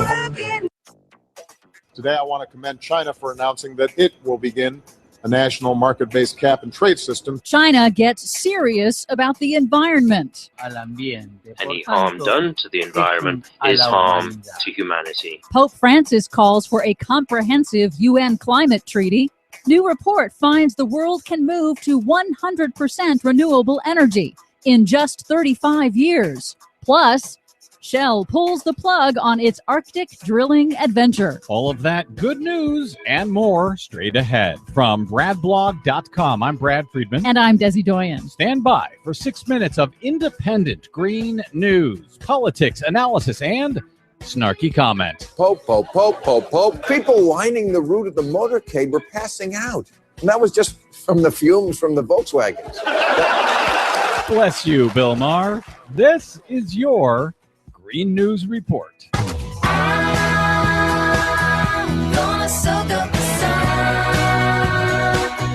Okay, Desi Doyen, have you recovered from the Pope's visit to the U.S.? I know that was a big week for you last week. Yeah, it was a big deal, but we will get to that next. But first, Shell is giving up its Arctic adventure for now after sinking 7 years and $7 billion into its Arctic offshore drilling project. Royal Dutch Shell announced on Monday that it will cease further exploration off the shores of Alaska for the, quote, foreseeable future. Shell said that an exploratory well found insufficient quantities of oil and gas to justify the expense of further development. Shell also cited challenging federal regulations as a reason for leaving the Arctic. Well, was it the federal regulations or was it the fact that oil prices have plummeted and they just can't find enough oil up there to justify the expense? In any event, glad it's over for now. The pristine Arctic is saved for now. We'll see what next season brings. Pope Francis, in his speech to the United Nations General Assembly on Friday, declared that the environment itself has rights and stating that mankind has no authority to abuse or destroy it. First, it must be stated that a true right of the environment does exist, since the environment itself entails ethical limits, which human activity must acknowledge and respect. Any harm done to the environment is harm to humanity. Francis also forcefully called on all governments of the United Nations to agree to an ambitious global climate treaty at the final negotiations in Paris in December. And on the same day as the Pope's address, President Obama and Chinese President Xi Jinping announced a new joint vision for that global climate agreement. China will launch a nationwide cap-and-trade program to cut its carbon emissions starting in 2017. Although cap-and-trade mechanisms have succeeded in stopping acid rain and repairing the ozone layer, congressional Republicans rejected similar cap-and-trade legislation in the U.S. back in 2010. At a joint press conference, President Obama said the agreement should be a signal for the rest of the world. When the world's two largest economies, energy consumers and carbon emitters, come together like this, then there's no reason for other countries, whether developed or developing, to not do so as well. And so this is another major step towards the global agreement the world needs to reach in 2 months' time. And yet the Republicans in Congress have been for years telling us that China would never do what China has now done. China and India, all these countries that are still growing, and they're not going to stop doing what they're doing. The experts agree that a climate policy that does not include massive energy consumers like China and India is essentially meaningless. We can't do it alone as one nation. The benefit, I think, is difficult to justify when you realize that it's only us doing it. Nobody else is doing this. I don't think we can control the emissions from China and India, nor do they have any desire to control. The United States is a country. It's not a planet. If we have statements such as we do have from the leaders in China, in India, and other countries saying under no circumstances are they going to accept any kind of mandatory reduction, what are we doing here? Don't those Republicans ever get tired of being wrong? And major progress has now been made toward those UN climate treaty negotiations. More countries over the weekend presented their specific commitments to cut emissions tailored to each country's circumstances. Now accounts for 2/3 of global emissions, but experts say it is still not enough and further reductions will be necessary. Finally, Greenpeace has released an analysis showing that the world can achieve 100% renewable energy by 2050 and create 20 million jobs. It's based on current rates of growth in renewable energy. 35 years to 100% renewable energy may sound unrealistic, but it turns out that of all of the organizations projecting global energy growth, Greenpeace has by far been the most accurate. For much more on all of these stories and the ones we couldn't get to, please check out our website at greennews.bradblog.com. Download our reports anytime via Stitcher, TuneIn, or iTunes. Find us and follow us on the Facebooks and the Twitters at Green News Report. From bradblog.com, I'm Brad Friedman. And I'm Desi Doyen. And this has been your Green News Report. You're bloody well right. You got a bloody right to say. Right. You're bloody well right. You know you got a right to say. You're bloody well right. Your working class radio experience, where hard work, common sense, and rational thoughts are a reality. The Rick Smith Show. Working hard to make a left. Red shed a bomb red. Father, son, left to carry on. Blue denim, hell is fake. Oh, he's a working class man. Welcome back to the Rick Smith Show. Check out the website, thericksmithshow.com. Interesting story over at Daily Kos about Don Blankenship. You may remember him. The CEO of Massey Energy, that you had the Upper Big Branch mine explosion, killed 29 miners, and then all of the memos and all the stuff that came out of it about you get paid to run coal, not to do things for safety, like making sure the ceilings don't fall in and stuff like that. What's interesting to me is he's facing more years in jail for lying to Wall Street than for the lives of 29 miners. I guess the way it looks is he could spend upwards of a year in jail for the things that he did that cost people their lives, but lying to Wall Street. And I guess this just shows you where the importance is. He could get up to 30 years in prison. I think it speaks volumes.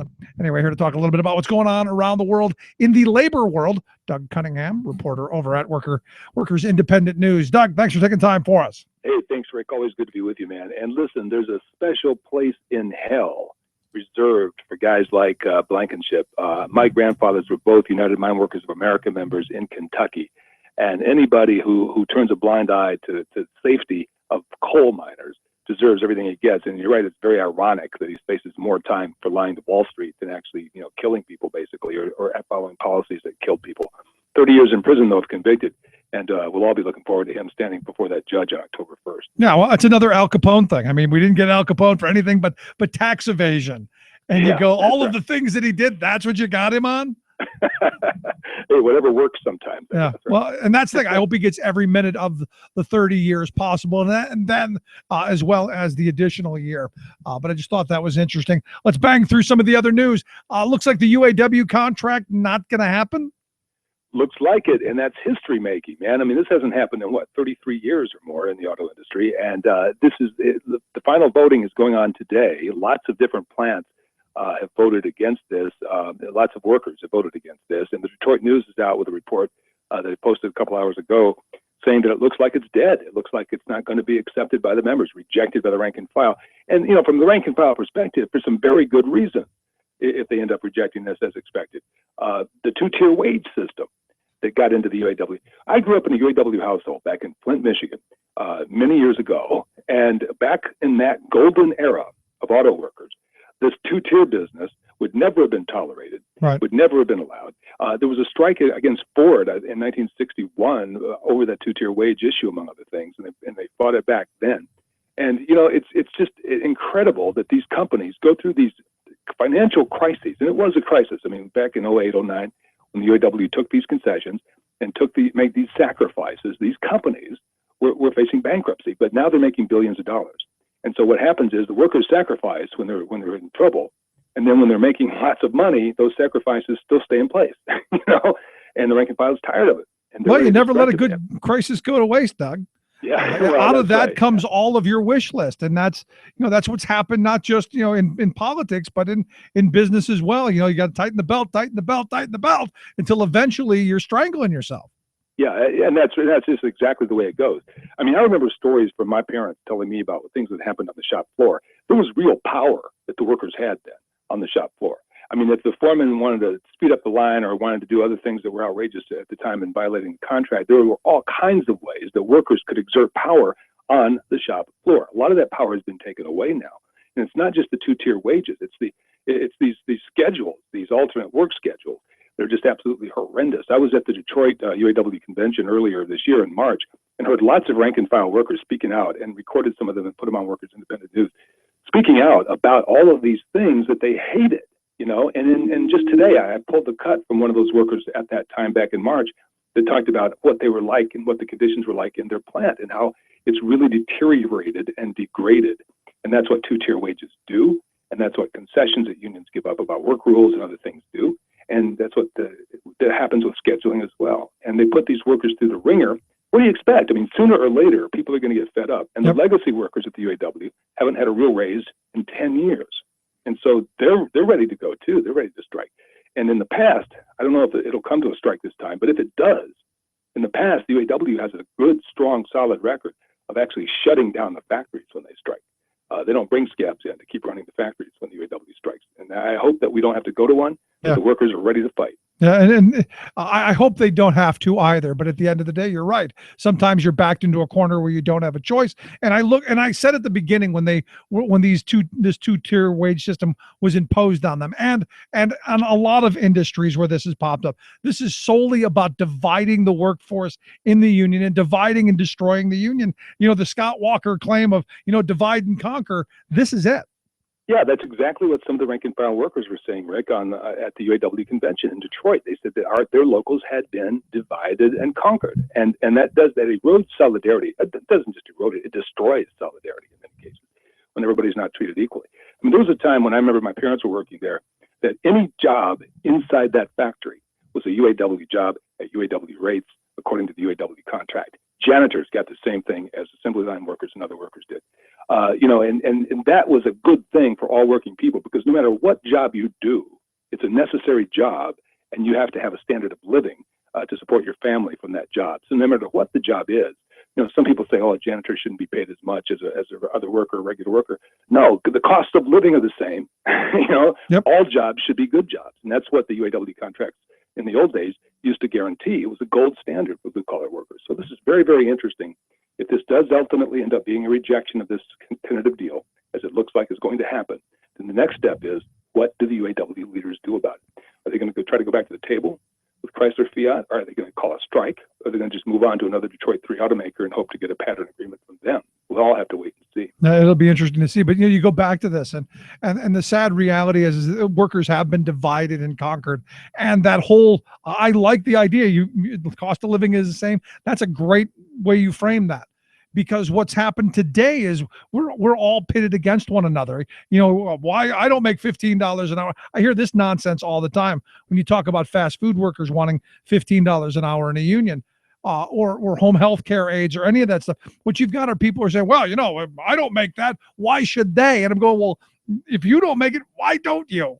Well, exactly. I mean, I always flip that right on its head if somebody makes that argument to me. I said, that's the wrong way of thinking about it. You shouldn't think about bringing somebody else down. You ought to think about bringing yourself up. And I used to hear that. We used to hear that back in the day, too, with auto workers in the Flint area, Flint, Michigan, where I grew up. They were making very good wages for blue-collar workers back then. And what would happen is you had some of that jealousy crop up then, people that were not working in the factory. Oh, auto workers don't deserve that. I don't get that, blah, blah, blah.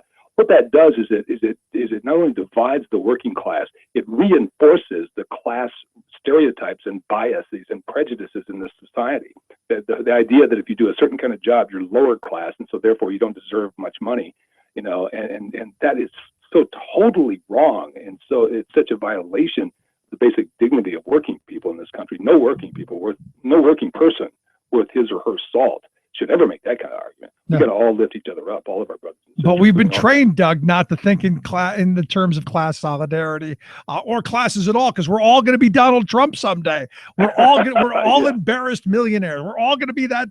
We're going to be Donald. We're going to be the Donald. Yeah, that's right. The Donald. Yeah, I mean, and that whole thing that he did with his reality talk show, with his reality show. You're fired. That's disgusting. That's absolutely abominable. I mean, when a working person gets fired, that's a tremendous, tremendous assault on the livelihood of their family. That puts them into chaos. It puts them into despair. It puts them into fear for their very existence. They can't keep a roof over their heads when you get fired.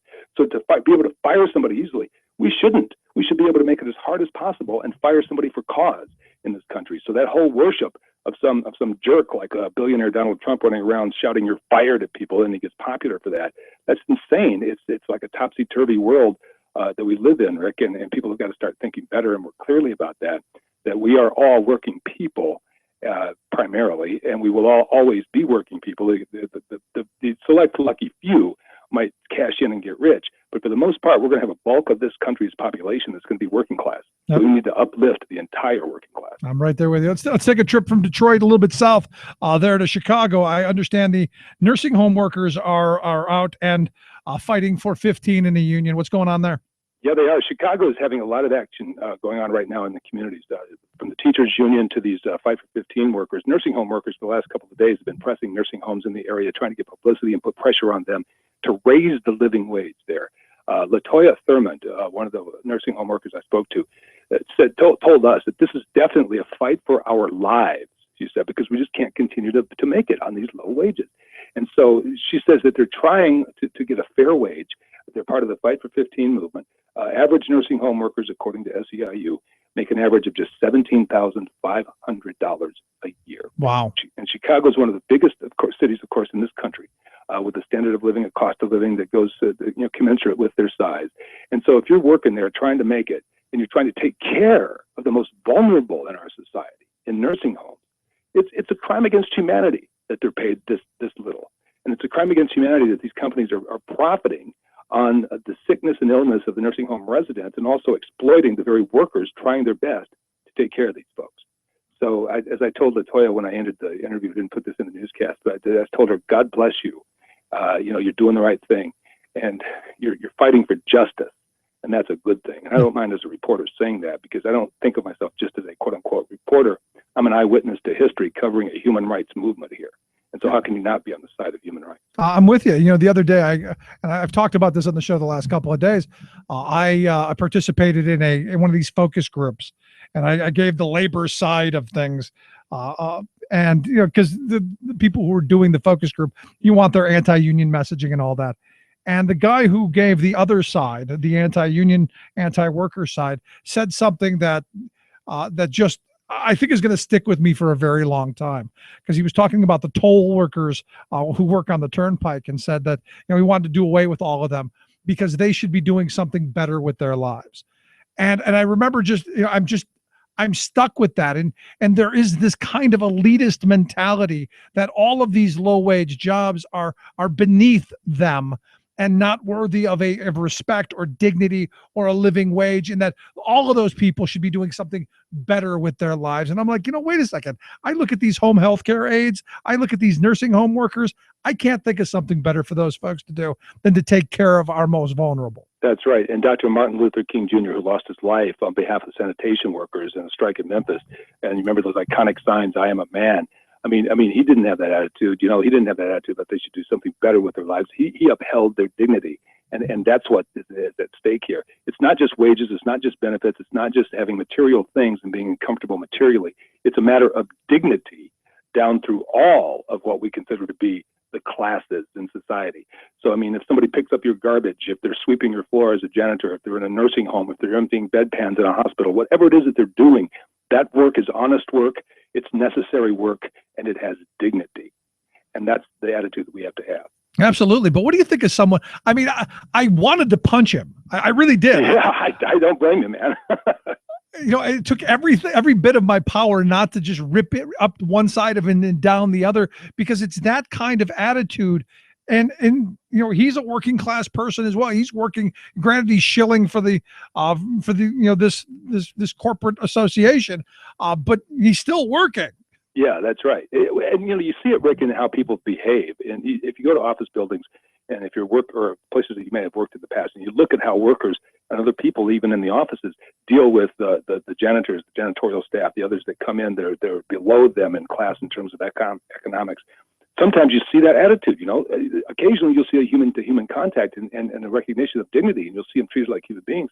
But quite often those folks are invisible to the rest of us, people that do the so-called lowly jobs. But Martin Luther King was very eloquent about that, about these lowly jobs.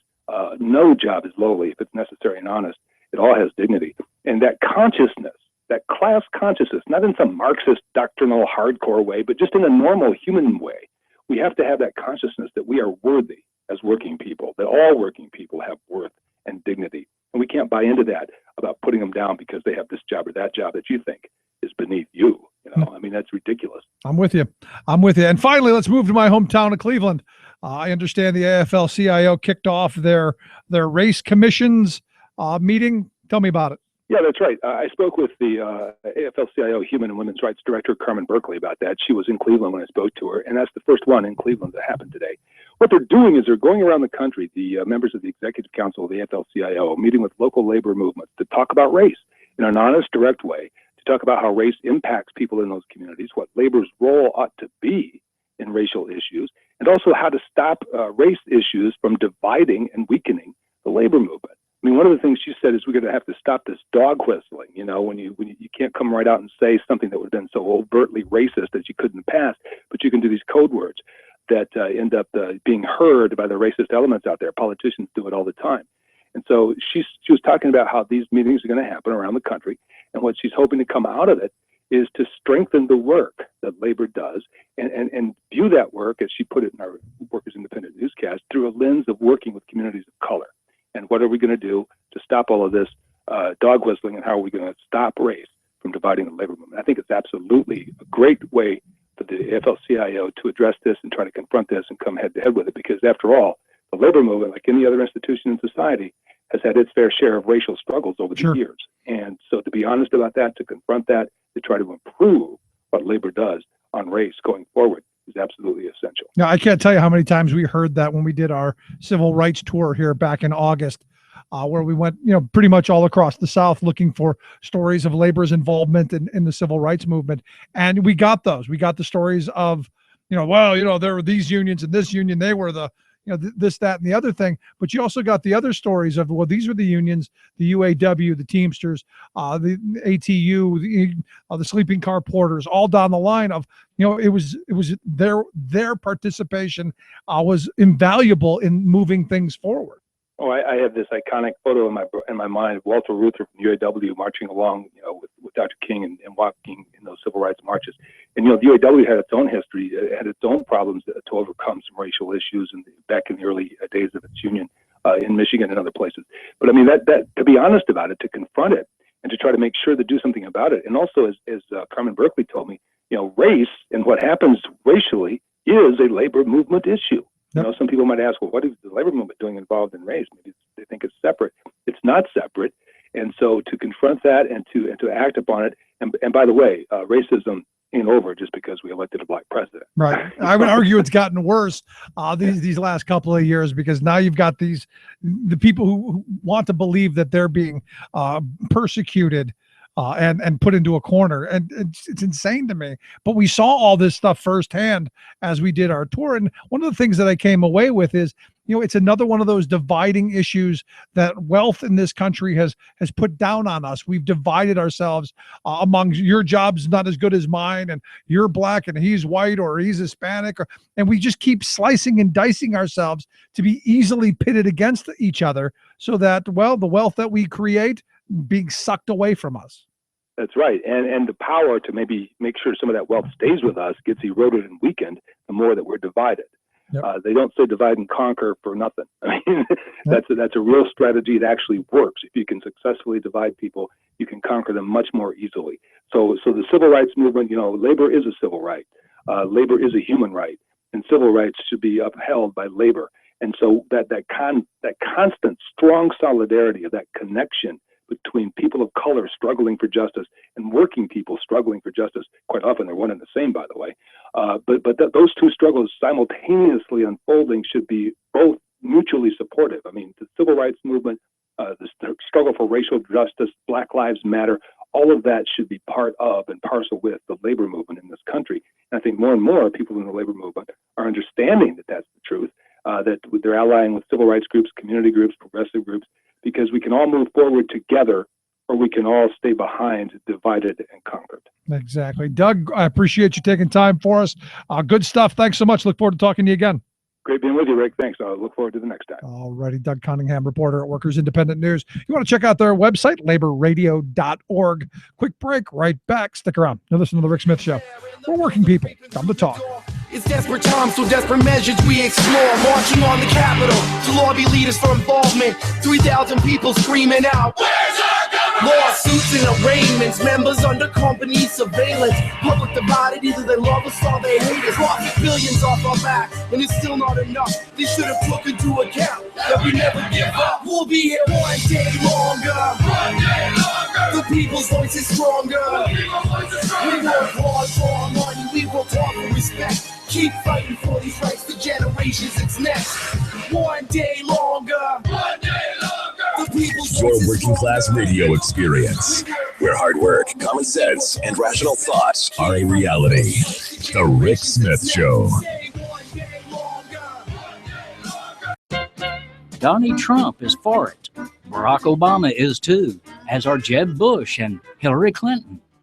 It is the idea of finally ending a ridiculous tax loophole that was written by and for the richest, most pampered elites on Wall Street.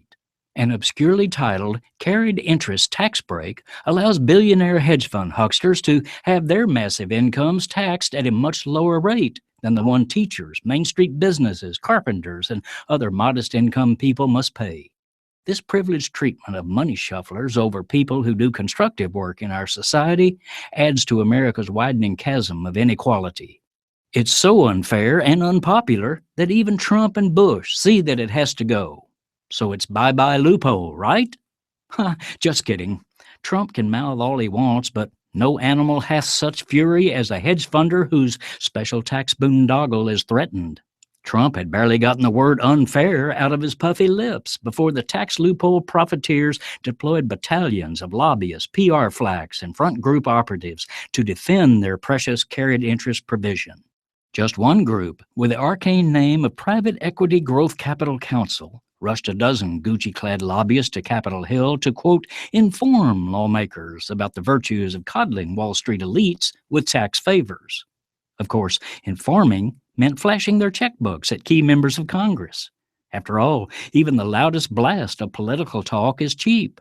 And it's the silent sound of a pen writing out a campaign check that makes Washington World keep spinning in favor of the rich. This is Jim Hightower saying, sure enough, Representative Paul Ryan and Senator Orrin Hatch, the two lawmakers who head Congress's tax writing committees, quickly announced that, the will of the people aside, there would be no repeal of the hedge fund loophole anytime soon. To get more of Jim Hightower's populist take on what Wall Street and Washington are up to, visit www.hightowerlowdown.org. From the United Nations, this is your World in 2 Minutes. I'm your host, Luke Vargas, with the Talk Radio News Service. Last week, Pope Francis spoke here and made an impassioned case for the immorality of nuclear weapons. Of the few nuclear states, most have ratified what's known as the CTBT, the Comprehensive Nuclear Test Ban Treaty, which prohibits any nuclear tests. Yet nearly 20 years after opening up for signature, the treaty is in limbo. China, Egypt, India, Iran, Israel, North Korea, Pakistan, and the U.S. have yet to ratify the document and are holding up the treaty's entry into force. Each country has its own issue, its own national security context. Lassina Zerbo is the executive secretary of the CTBTO, which oversees implementation of the treaty. At side events at the UN this week, Zerbo pressed for treaty ratification, but there is little indication that's close at hand. What we need to do is to prove that the treaty is verifiable, that we can prove compliance to this treaty by an international monitoring system that works perfectly. The CTBTO's 281 monitoring sites are helping to prove that. That network has picked up underground nuclear tests in North Korea, and Zerbo helped the organization make headlines last year, announcing that its network did not detect Malaysian Airlines Flight MH370 nosediving into the Indian Ocean. And while Zerbo laments that the P5+1 didn't build the CTBT into the Iran nuclear deal, he's increasingly come to see non-proliferation as a moral issue, not just a political one. As long as nuclear weapon exists, people find room to use it as a deterrent. And Pope Francis said something, and he's doing something. He's turning some of our global issues to more human, to touch the emotion of the international community. For more global news headlines, visit talkradionews.com. Would you dive 14 feet deep in the Susquehanna to keep a bridge safe? Would you spend night after night with prisoners to keep your community safe? Would you spend Christmas Eve plowing snow to keep roads safe? AFSCME members do. Men and women who choose to serve in public service. Mine inspectors, 911 dispatchers, healthcare workers, parole agents. You may not think about them, but no, they're all thinking about you. This message brought to you by AFSCME Council 13.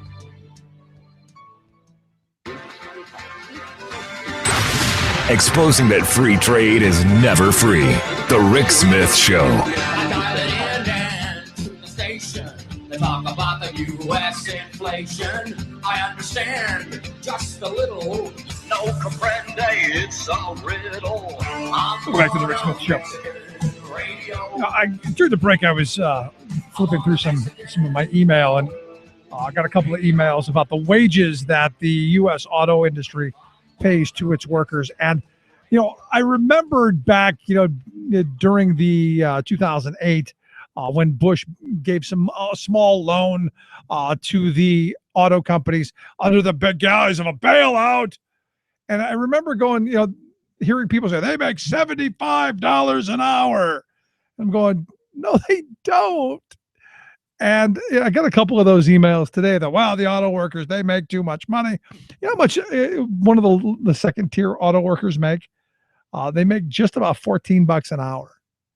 $14 an hour. They made more than $14 an hour probably 50 years ago. I mean, you look at this stuff and you go, what we've seen is the destruction of a prosperous working class. And, and we've been trained to say, well, they're just auto workers. They just work on an assembly. They shouldn't make more money than me. Instead of going, wait a second, I don't make that much. What, me, huh? Something? But I just find it, I guess amusing is the wrong word. Sad is more the right word. That we've bought into this this idea that we're worth less somehow. Instead of going, how do we all make sure that the wealth of this country is distributed in a way that we can afford to sustain, to support families? It's just very curious to me. And then how we idolize, and I think Doug hit on it, magnificently. This idea that that Trump, the "you're fired" guy, is someone that we would want to look up to. Just kind of strange to me. And something I'm hoping we collectively as a nation come to our senses over. Something we collectively start going, well, we've been told to tighten our belts. We've been told we have to sacrifice. We've been told, we're broke. We don't have money for your kids' education. And yet we see all of these billions and trillions of dollars being hoarded overseas and being stuffed into the handfuls pockets.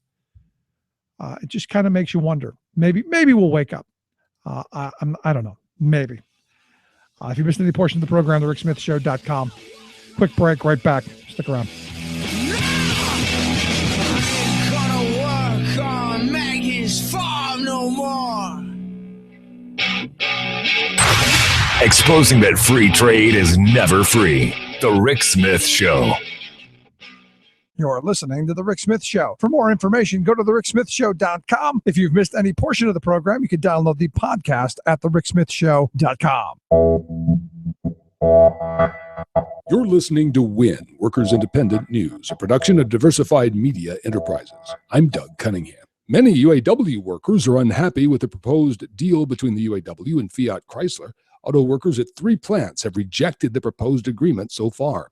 They are Jefferson North in Detroit, the Sterling Stamping Plant in Sterling Heights, Michigan, and the Kokomo, Indiana plant. Workers at Toledo Assembly, Sterling Heights Assembly, the Warren Stamping and Truck Plants, and Belvedere Assembly in Illinois are voting Wednesday. Some Toledo workers have rallied against the deal.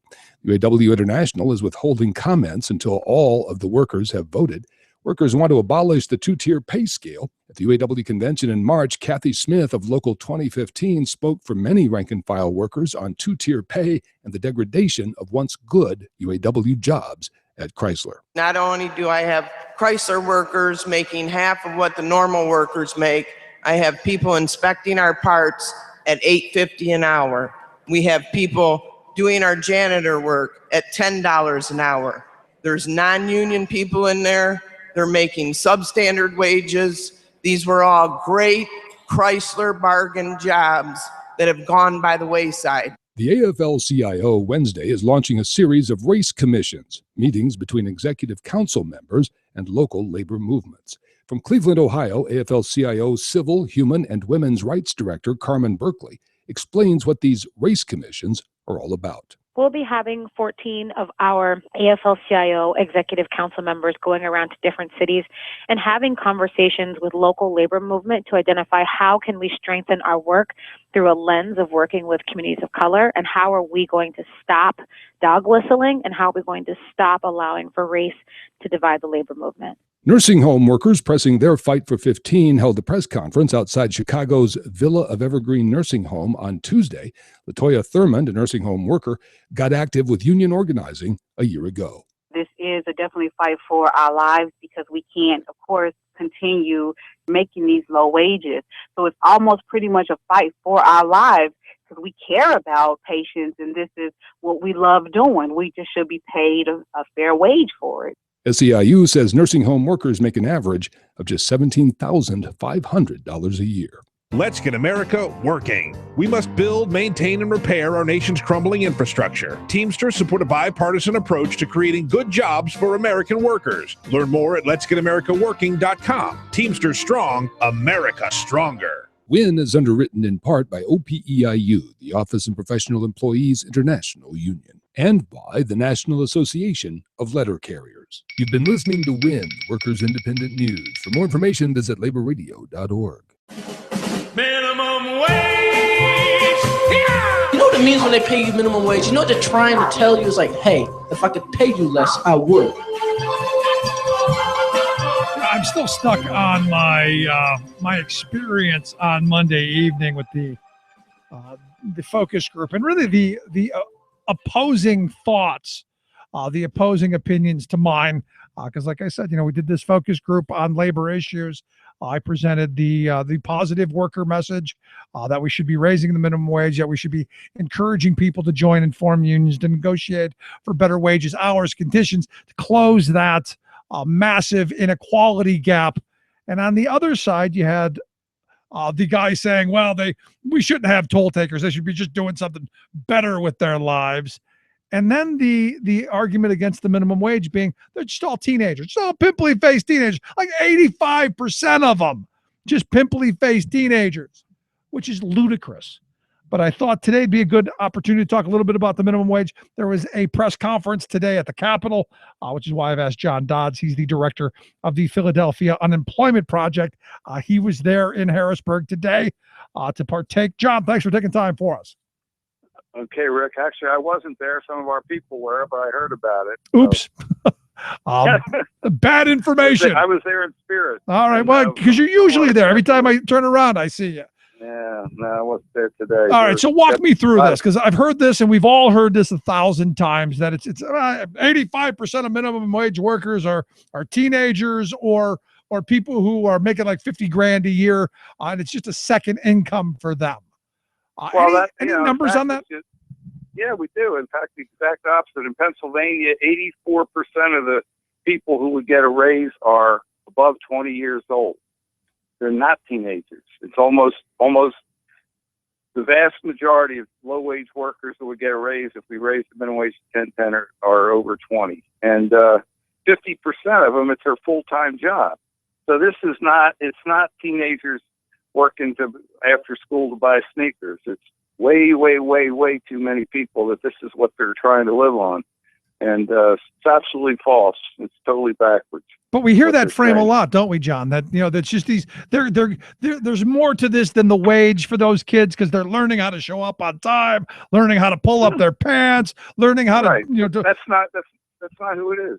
It's workers that are, they're doing the most important jobs. They're taking care of our senior citizens. They're preparing our food. They're all kinds of people that are underpaid and struggling to make ends meet, making minimum wage and low wage, and so it's a lie. And that's I think we see that, the big lie. You keep telling the big lie, and we're trying to tell the big truth. Right. And did you see it with your own eyes, though, John? I mean, when I drive through the drive-through at the whatever fast food joint I'm going to, it's not a pimply-faced teenager handing me the bag or doing anything. It's generally somebody who's a woman, probably in her 30s, 40s. I've seen people in their 70s, not pimply-faced by any stretch. Well, there are, let's not, there are teenagers working at minimum wage. I mean, that's okay. That's fine. They are learning to work, and but they also need money. They're trying to go to school. A lot of them, I got a daughter working at McDonald's right now. She's ready to go to college next year. She needs money. She needs to have, she doesn't want to borrow $80,000 to go to college, and so she can make some money from a rich corporation like McDonald's. She should, but but vast majority are not. Vast majority are not, and that's the point. And that's from analysis of the what am I looking at here? The economic. Probably the economic the current population survey, which is basically from the government's analysis of people. So that's not true. You can tell them that and those are the numbers. 83.5% are over age 20. Yeah, but that doesn't make for a good narrative, because then you got to start saying, well, these are actually people who are working to support families and support themselves, and we should maybe have some respect and dignity in work, and maybe they should pay a reasonable wage so people can exist and be able to support themselves without asking for government handouts, because they made it quite clear during this focus group that, well, we shouldn't have to raise the minimum wage because we give them subsidies for everything, and that should be enough. Give them subsidies. How about don't give them subsidies and you pay them a decent salary? I mean, exactly. Obviously makes more sense. And so that way, if they're paying a decent salary, it's not the taxpayers giving them food stamps and so forth. It's them getting paid by Walmart, McDonald's, and Burger King, who are multi-billion-dollar companies, paying a wage that people don't need food stamps and Medicaid and all kinds of energy assistance and so forth. The other big lie, though, that they're telling, and this is really it's evolved since the last time we fought for the minimum wages. And this, who was it? At the Republican debate, they were throwing this one out. We don't want to raise the minimum wage. We want to raise workers so that they don't have to work at low wage jobs. We want to give them education so they don't have to worry about minimum wage. So, and so this is the answer. So nobody's going to work in the nursing homes. Nobody's going to work in child care centers. Nobody's going to work in fast food. Nobody's going to do janitorial. Nobody's going to do all the things, work in the restaurants. And they're all going to be big college grads, and so nobody will have a low wage job. It's just so ludicrous. People are going to have those jobs, and the issue is they need to make a living when they have them. And you can't educate everybody out of that because we still have the needs as a society to get these things done. Absolutely, but it comes back to that elitist mentality that it's just a different lie that they tell why we shouldn't raise the minimum wage, because we're going to make all these people so they have to have high class jobs. Well, do you think? Let me ask you from a different perspective then, because I have friends who truly believe that you start off at these abusive low wage jobs that gives you the incentive to want to work harder and get an education to get a better job, and that whole pull yourself up by your bootstraps frame that we've been sold for the last 30, 40 years. Or probably the last 200, but at least in my lifetime, this is what we've been sold. And this idea that you should expect to be abused at the bottom, thinking that'll just make you stronger as you rise. And to me, a very elitist mentality that those jobs that we deem as below us should be poverty jobs, to make you want to get one of those jobs that we think shouldn't be a poverty job. Well, I don't know. Even if we get people $10 an hour, which we're fighting for in the state level, it's still a lousy job. It still doesn't pay any money. People are still not going to be able to live a good life. So now if you could get it to, 15 or 20 or 25, but, we really have to deal with the low wage economy, and people are not going to be happy with it, but a lot of people are going to be forced into that because that's what's the there. economy we have. Somebody's got to take out the trash, and somebody's got to take care of the senior citizens in the nursing homes. And, the question is, how badly should they be paid, or how well should they be paid? So what is the number? I mean, I've seen Scott Wagner has a bill, 875 over the next 3 years, which I think is wholly unacceptable. I see there's one for 1010. There used to be one for 12, and I see the other push for 15. 1150, and then there's a 15. So, and we're now pushing to get a bill out of committee, and Lisa Baker tells us she doesn't have the votes for 1010. So I don't know. I hope the heck she doesn't try to, force the 875 over 3 years. I mean, that would lock us in so far behind the rate of inflation. We already haven't had a raise basically in Pennsylvania since 2007. That's 8 years ago. We got 10 cents raise when the feds went up. So it's been 8 years with no increase. And to lock us into the next 3 years at only 50 cents would just be horrible. I mean, we're just guaranteed that the minimum wage remains an absolute poverty wage. So we've been pushing for at least 1010. I don't know what we're going to get. I do not know, but that's part of the challenge is, can we get enough votes for a 1010 on the floor of the Senate and the floor of the House? Now, is there any polling out there? Of course, the first problem is just getting them out of committee. Right. And that's the other trick that the Republicans have played for years is, since 67% of the population supports the 1010 minimum wage, nobody wants to be the one that kills it. So they just never bring it up. So nobody's at fault. There's never a vote against it. It just never comes up.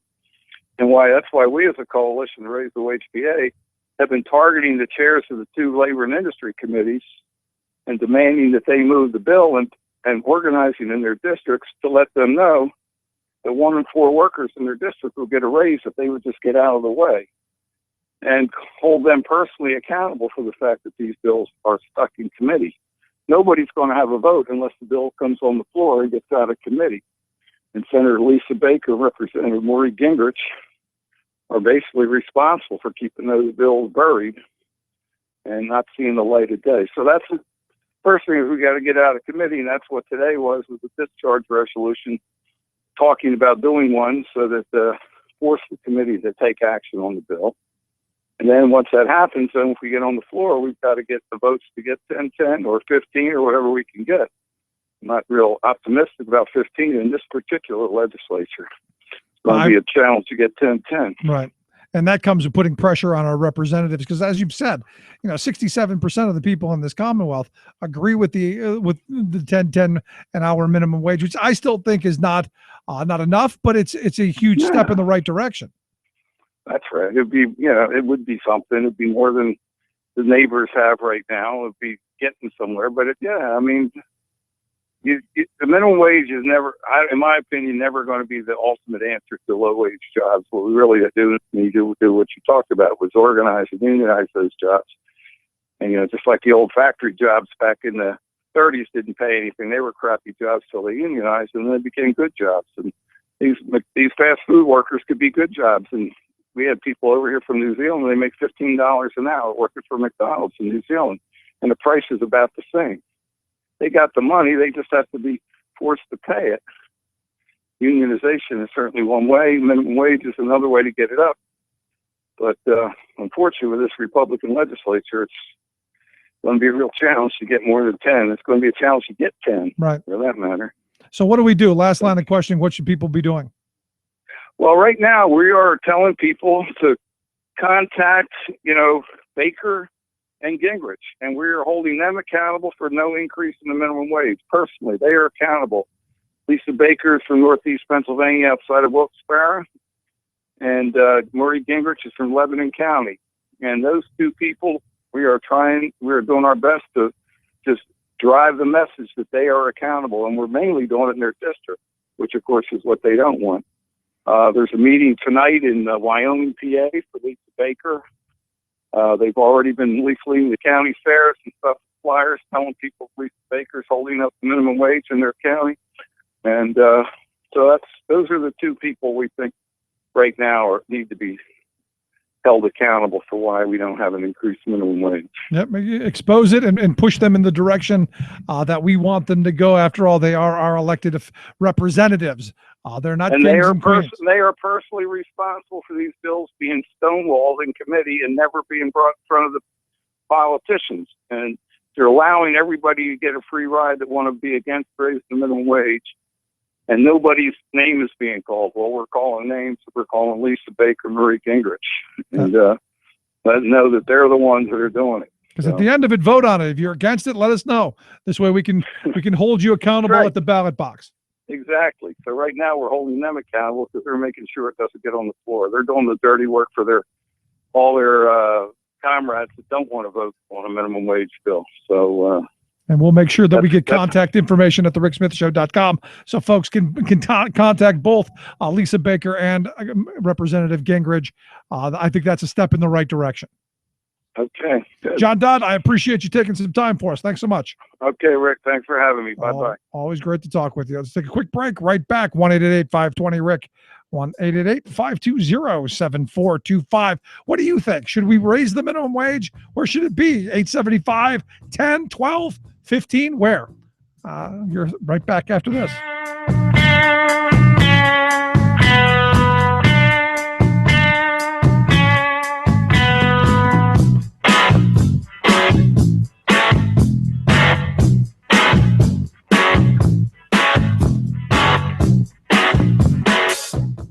I'm Rick Smith, and this is Labor History in 2.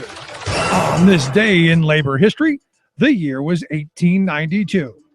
That was the day that 29 leaders of the Homestead Steel Strike in Pennsylvania were charged with treason against the state. If you're a regular listener to Labor History in 2, you've heard about this strike before. The strike occurred because the steel company decided to reduce wages and crush the emerging union. When the workers refused to accept a pay cut, company manager Henry Clay Frick laid off the entire workforce. He hired Pinkerton guards to protect the strikebreakers. But the workers of Homestead were not so easily put out of the plant. They fought back against the Pinkertons. 9 workers were killed, as were 7 Pinkertons. Many more were injured on both sides. unions. Strike leaders stood trial for murder. The jury found them innocent. But 29 strike leaders were arrested again. This time, they were charged with treason. During the trial, the Chief Justice of Pennsylvania instructed the grand jury, when a large number of men arm and organize themselves by divisions and companies, appoint officers, and engage in a common purpose to defy the law, to resist its officers, and to deprive any portion of their fellow citizens of the rights to which they are entitled. It is a levying of war against the state,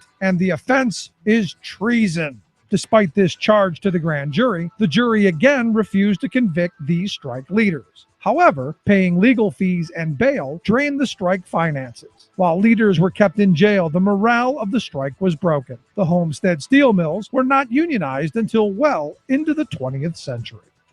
Labor History in 2 brought to you by the Illinois Labor History Society and The Rick Smith Show. For more information, go to laborhistoryin2.com, like us on Facebook, and follow us on the Twitters at Labor History in 2.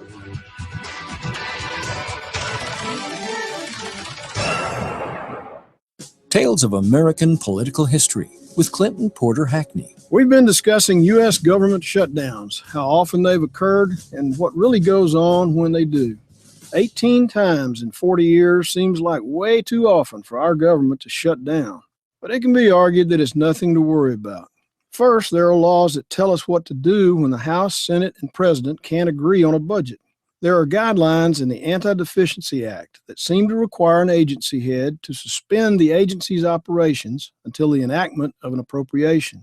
Fortunately, there are two major exceptions. Operations can continue if the functions have anything to do with the safety of human life or the protection of property. So the most important stuff continues. Moreover, until 1995, the shutdowns lasted just a few days, with some being resolved over weekends. But join us again for that 1995 deal. This is Clinton Porter Hackney at cphackney.com. Chances are, when you took a shower this morning, an AFSCME member made sure that water was clean. When you drove to work, an AFSCME member maintained the road. When you rode an elevator, an AFSCME member inspected it. I'm David Philman, Executive Director of AFSCME Council 13, the American Federation of State, County, and Municipal Employees. AFSCME members enforce regulations, keep prisoners behind bars, take care of patients, protect the environment, and more. The work isn't glamorous, the salaries aren't high, but AFSCME members serve the public in every aspect of our daily lives. Chances are, you'll never see that AFSCME member working in a sewage plant, diving underwater to repair a bridge, or answering a 911 call. But aren't you glad they do? For more information, visit AFSCME13.org. We are AFSCME. We make Pennsylvania happen!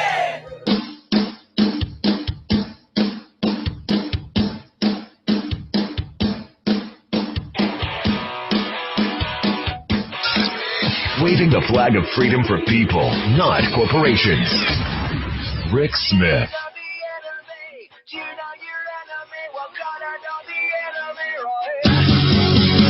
So I look at Florida. Right now, there are a number of representatives down in Florida who are taking the minimum wage challenge. And I know it's a good idea to go, maybe the representatives in Pennsylvania should do it. Maybe all of them should do it. Okay. I'm not a big fan of these challenges, to be honest with you. The food stamp challenge, the minimum wage challenge, any of this, I'm not a big fan. And you go, but why, Rick? Simple. Really very simple. It isn't indicative of what life is actually like. We can play poor. We can have games where I know the Republicans a year or so ago had their poor playing game for an hour. They tried to figure out how they were going to get on the bus and how they were going to do all things with little pieces of paper and they had fun and they were giggling and it was fun to be poor. That's not reality. Playing poor for a week, doing the welfare challenge, for instance. Can you live on a week's food stamps on what food stamps pay for a week? Yeah, for a week, I think anyone can. I think anyone can go a week without having a whole bunch of things. I think you can do it for a week. When we used to do our Hungry and Homeless for the holiday food drives, we would live in the parking lot of a supermarket for a week. I could play homeless for a week. But you know what I knew? And this doesn't take a genius to figure it out. I knew at the end of the week, I was going home. I knew at the end of that time, I had a nice soft bed. Well, actually, mine's really very hard, but I had a bed in my house. I had a shower. I had a refrigerator. I had all of those things that I knew at the end of this week of hardship, I'm going to go back to my life. Same thing with this. After a week of living on minimum wage, trying to figure out how you're going to get to work, how you're going to, pay for whatever it is you need to pay for, you go back to your regular life. And you go, wow, that was tough. I don't want to do that again. That's not your reality. The hard part of each of those things, being homeless, having to live on what food stamps provides, having to live on minimum wage, is not that the 1 week, 2 week, a month. It's this is the reality. This is my life's reality. At the end of the month, and I've said this 1,000 times, one of the things that I'm most grateful for in my life is that my kids, until this point, and hopefully will never, look me in the eye and know that they're hungry. That I won't have to look at them and go, the cupboards are bare and there's nothing I can do about it, which is how I grew up. And I remember my mother in tears most of the time because cupboards were bare at the end of the month. There's nothing there. You open the refrigerator, nothing there. And no opportunity to go, oh, well, we can just go to the store. And my kids think, well, you need money, you need food, just go to that little machine in the wall, put that little plastic card in, and a whole bunch of money comes out at you. And I'm grateful that that's what they think. I'm grateful that they've never missed a meal other than by choice. They've never had to go without other than by choice. They don't know that reality. And that's why these challenges are kind of offensive on a certain level to me. As someone who knew that reality, as someone who at one point did work for a minimum wage job, at one point did go to the cupboards and they were bare. Fortunately, never homeless, but close to it a couple of times. I find it offensive that we would have these things. Well, we're gonna do it. We'll see. We can, and either to say how difficult it was, or to say how well I can do it because I'm better than them. And I look at it and I go, okay, if that's what you feel you need to do, I just find it offensive, and because it's that reality, isn't it?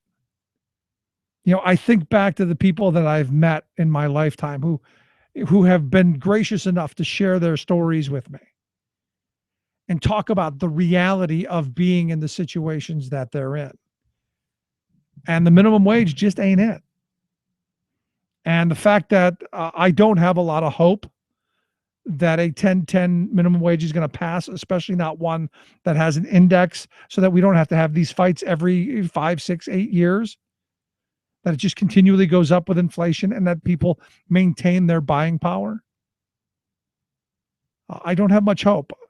I don't. And I think, as John Dodds pointed out, the 875, if that were to go through, would really screw workers and taxpayers, because we do subsidize a whole lot of things that I don't think we should have to. But I think that's done on purpose for a couple of things. It's a major redistributive tactic. It's a way to redistribute wealth from taxpayers to corporations. We're going to subsidize low-wage workers. And you look at these low-wage employers who are just making billions of dollars. It's a nice way to suck money from the taxpayer to the corporate special interest. Because I'll be honest, I don't know an awful lot of small businesses. I don't know any mom and pops that pay minimum wage. I don't. And why is that? Because they look those workers in the eye every day. It's the behemoths, it's the giants, it's the Ubers, if you will. You look at this sharing economy that's going on. And what I find interesting is you look at Uber, what they're saying is like a $50 billion company. A $50 billion. They produce nothing. They own nothing. Everything that their company is, they have a computer network that people interact with, but all of the actual production stuff is owned by others. And the liabilities, and this is the great part of Uber, is if you're the corporation, is owned by the workers, who are their own independent contractors. So think about this for a second. You got this guy, this poor guy who's just looking for a job, as if working for a cab company wasn't bad enough wage-wise, as if being a cabbie wasn't low wage enough. We had to make that worse. So we've dropped it down, and out of that, you have to pay for the cost of your car, obviously. You have to pay for the cost of gasoline, tolls. You have to pay for the cost of repairs. You have to insurance, not just one, but two kinds of insurance. You have to pay for all of the maintenance, cleaning, upkeep, all of that stuff. You've got to take care of all that. And out of that, Uber gives you a rate per mile, of which they take, I think right off the top, the number I saw was $1.20 off of every fare, just for insurance. So if you had a $5 fare, they're taking $1.20 off of that right from the start. And then they're nailing you for, I think it's like a 20% service fee. So the one story I read said the lowest fare that you can get is $4.20. And I don't know how far that takes you, but that's the minimum fare. That's the lowest number that Uber will allow. $1.20 goes right away to the insurance. Like I said, they take 20%, which leaves you $2.40 out of a $4.20 fare. And you go, and you're supposed to exhaust how? And that's the point. You're not. Now here's the part that's important. These people are exempt from the minimum wage laws because they're considered independent contractors. So we're tearing down even the minimum wage, the low wage workforce, by pitting people against one another. Now, here's the thing. Being exempt from the minimum wage, also exempt from workers' comp, also exempt from Social Security, also exempt from personal income tax, exempt from all of the stuff that employers have to pay employees. Now understand, Uber sets all of the conditions, all of them. They tell you where you have to go. They tell you when you have to be there. They tell you how everything has to look. They control everything. Yet somehow they are not an employer. And I can't figure it out. And maybe this is one of those things where our labor laws are just so antiquated and behind the times. But at some point, we had better figure this out, because this is the wave for all workers in this country at some point. That's the direction they want us to go. I was just reading something the other day about how the manufacturers no longer want to own the manufacturing facility. They want to lease it out.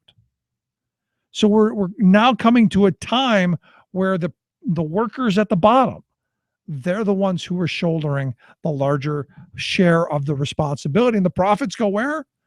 Well, I think it's pretty simple, where we know where those go. And it's not to you and me. Sad, sad stuff. Let's take a quick break. Right back.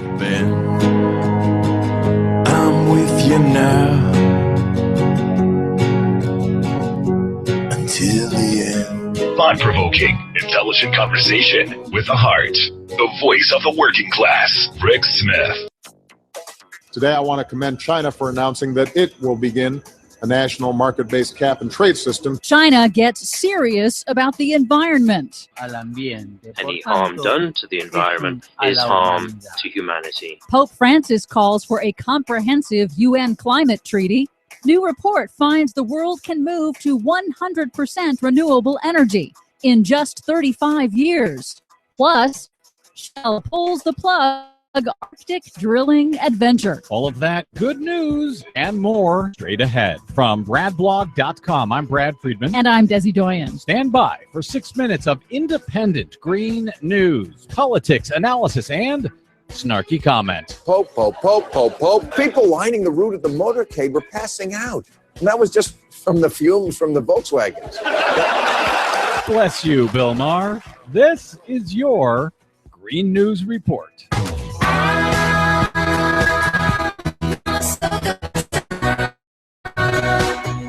Okay, Desi Doyen, have you recovered from the Pope's visit to the U.S.? I know that was a big week for you last week. Yeah, it was a big deal, but we will get to that next. But first, Shell is giving up its Arctic adventure for now after sinking 7 years and $7 billion into its Arctic offshore drilling project. Royal Dutch Shell announced on Monday that it will cease further exploration off the shores of Alaska for the, quote, foreseeable future. Shell said that an exploratory well found insufficient quantities of oil and gas to justify the expense of further development.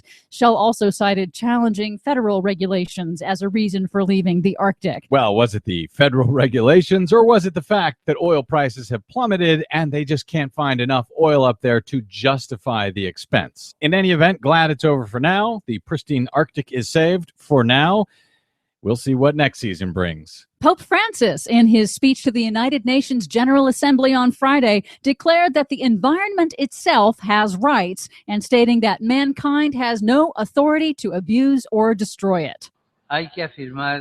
First, it must be stated that a true right of the environment does exist, since the environment itself entails ethical limits, which human activity must acknowledge and respect. Any harm done to the environment is harm to humanity. Francis also forcefully called on all governments of the United Nations to agree to an ambitious global climate treaty at the final negotiations in Paris in December. And on the same day as the Pope's address, President Obama and Chinese President Xi Jinping announced a new joint vision for that global climate agreement. China will launch a nationwide cap-and-trade program to cut its carbon emissions starting in 2017. Although cap-and-trade mechanisms have succeeded in stopping acid rain and repairing the ozone layer, congressional Republicans rejected similar cap-and-trade legislation in the U.S. back in 2010. At a joint press conference, President Obama said the agreement should be a signal for the rest of the world. When the world's two largest economies, energy consumers and carbon emitters come together like this, then there's no reason for other countries, whether developed or developing, to not do so as well. And so this is another major step towards the global agreement the world needs to reach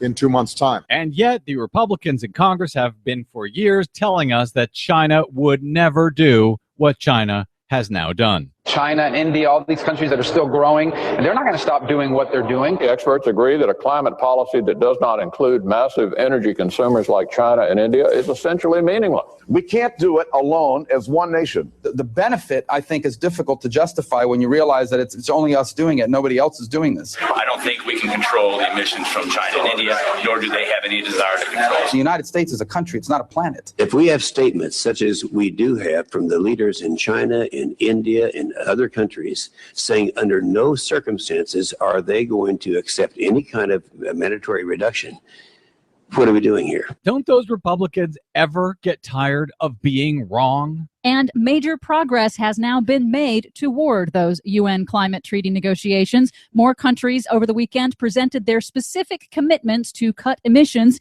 tailored to each country's circumstances. Now accounts for 2/3 of global emissions, but experts say it is still not enough and further reductions will be necessary. Finally, Greenpeace has released an analysis showing that the world can achieve 100% renewable energy by 2050 and create 20 million jobs. It's based on current rates of growth in renewable energy.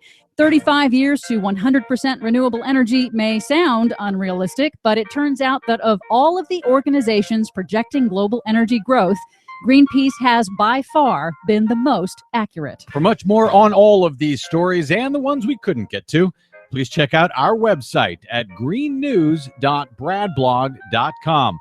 Download our reports anytime via Stitcher, TuneIn, or iTunes. Find us and follow us on the Facebooks and the Twitters at Green News Report. From bradblog.com, I'm Brad Friedman. And I'm Desi Doyen. And this has been your Green News Report. bloody well right. You got a bloody right to say. Right. You're bloody well right. You know you got a right to say. You bloody well right. The most important issues of the day. This is the Rick Smith Show. So I got to wonder, I was looking at this quote by Kevin McCarthy, the current House Majority Leader, seeking the Speaker's gavel. And again, you go, the decisions that people make, it's those choices that they make, where they choose to open their mouth and where they choose not to. Here's one of those things that you just go, this was kind of stupid. He said, everybody thought Hillary Clinton was unbeatable, right? But we put together a Benghazi special committee, a select committee. What are her numbers today? He says her numbers are dropping. Why? Because she's untrustable, but no one would have known that had happened.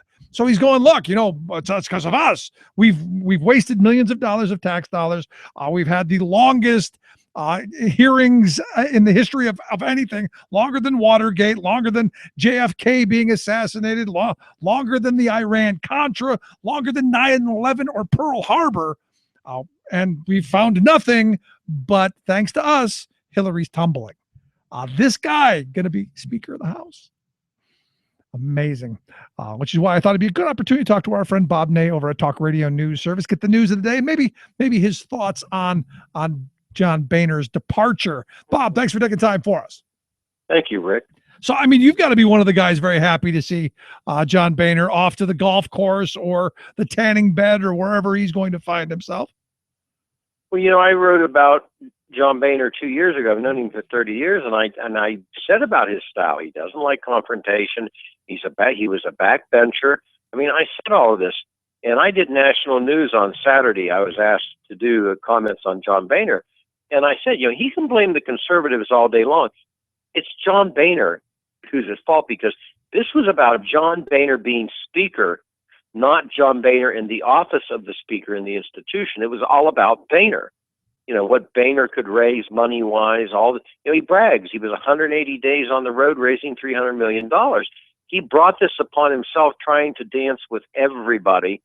And, he also did not, Rick, have this great, the Pope put his arm around him. Oh, and the next day he woke up, I'm going to leave. This was in the works. No epiphany, no moment of clarity. Yeah, it might have gave him a piece or something, but, of heart. But the bottom line is he knew they were going to throw him out. He didn't want to fight. He couldn't. He's not an inclusive guy. He just, is oblivious really to the process a lot.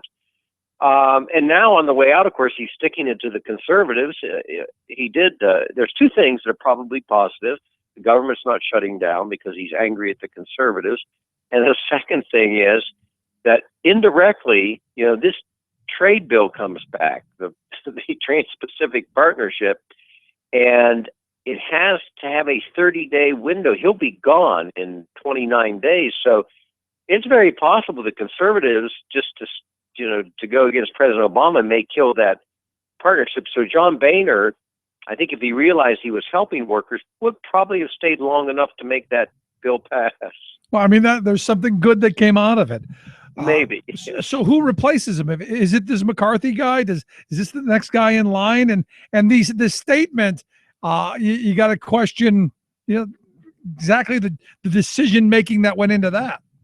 Well, this made the hair stand on the back of my neck, and I'll tell you why. Not as a news analyst for talk radio, but I used to chair the House Administration Committee, as you know. Every single member's newsletter, both sides of the aisle, had to come across my desk. And we had a staff that scrutinized fairly both parties. If you had a dot in that newsletter that somehow was affecting someone's election, we were going to cancel that newsletter.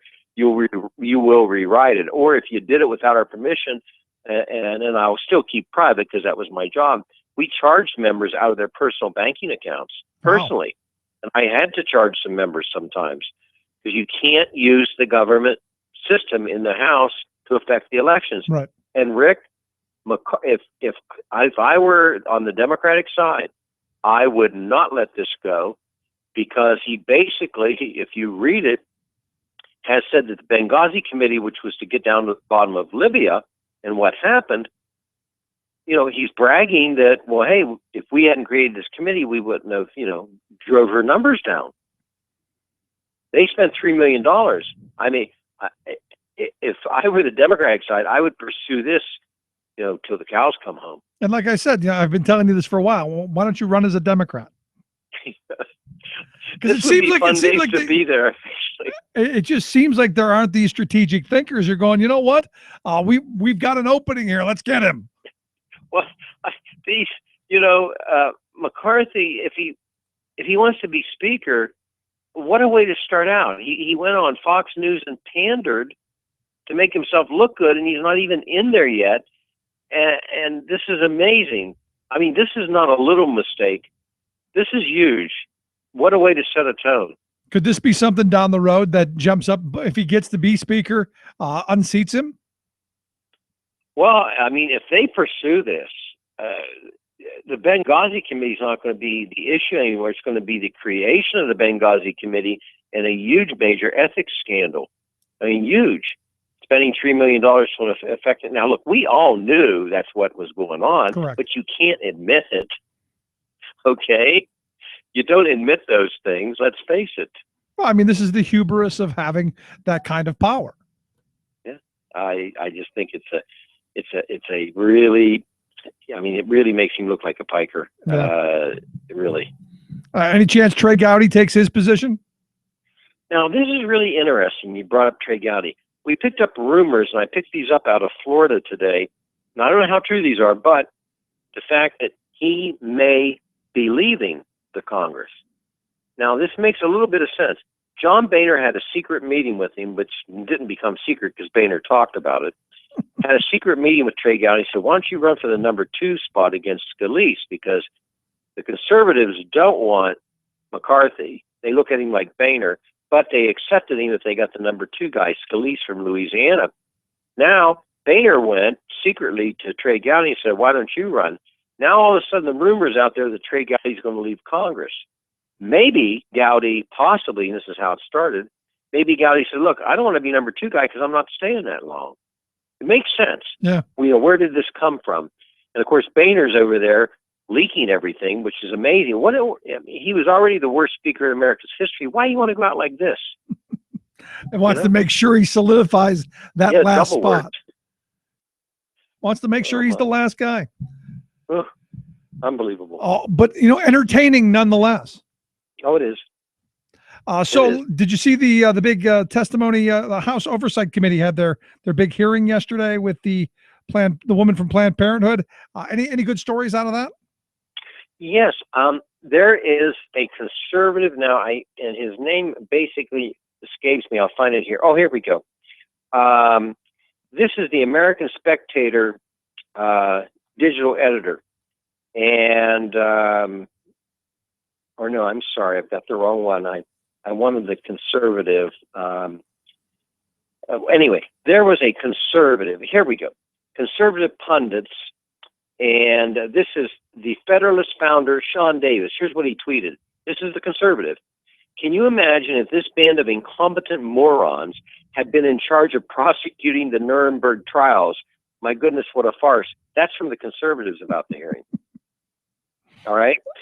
Because Jason Chavez opened up crying, and he lost his mom and dad, so I feel bad for that, but he ended up somehow blaming Planned Parenthood for the death of his parents.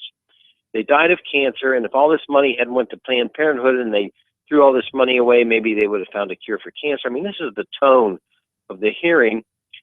Jim Jordan of Ohio, Rick, asked the president of Planned Parenthood the same question 9 or 10 times, and she answered it 9 or 10 times, but he said she didn't. And then they put a chart up, which they accredited, to Planned Parenthood, but it wasn't. It was the United Group that's against Planned Parenthood. So hearing's coming. It's come and gone, and now they'll look at issues of travel and, as a nonprofit, has it followed the guidelines? Just singling this one out, right, not the rest of them. There was a smart way they could have actually made ground on this, by the way. There was. Yeah. Would it have been calling the guy who doctored the video? Would that be part of it? Because evidently, I guess they're not going to call the guy that Carly Fiorina told us we have to see the video. Well, yeah, there's several things they could have done. One, actually, very honestly, looked at the uncut material that was edited, first of all, to see what was accurate. But what they could have done was to have continued to fund all of the women's, health issues, continue to do it, through the network. Then they could have retweaked language, making it crystal clear you cannot sell, fetus parts, and not defunded Planned Parenthood. And they would have forced everybody into a box, to be honest with you. Right. They really would have. But that's not what they did. So, and they were now willing they've to got go what to they've got. willing to go to the mat to shut the government down over that issue.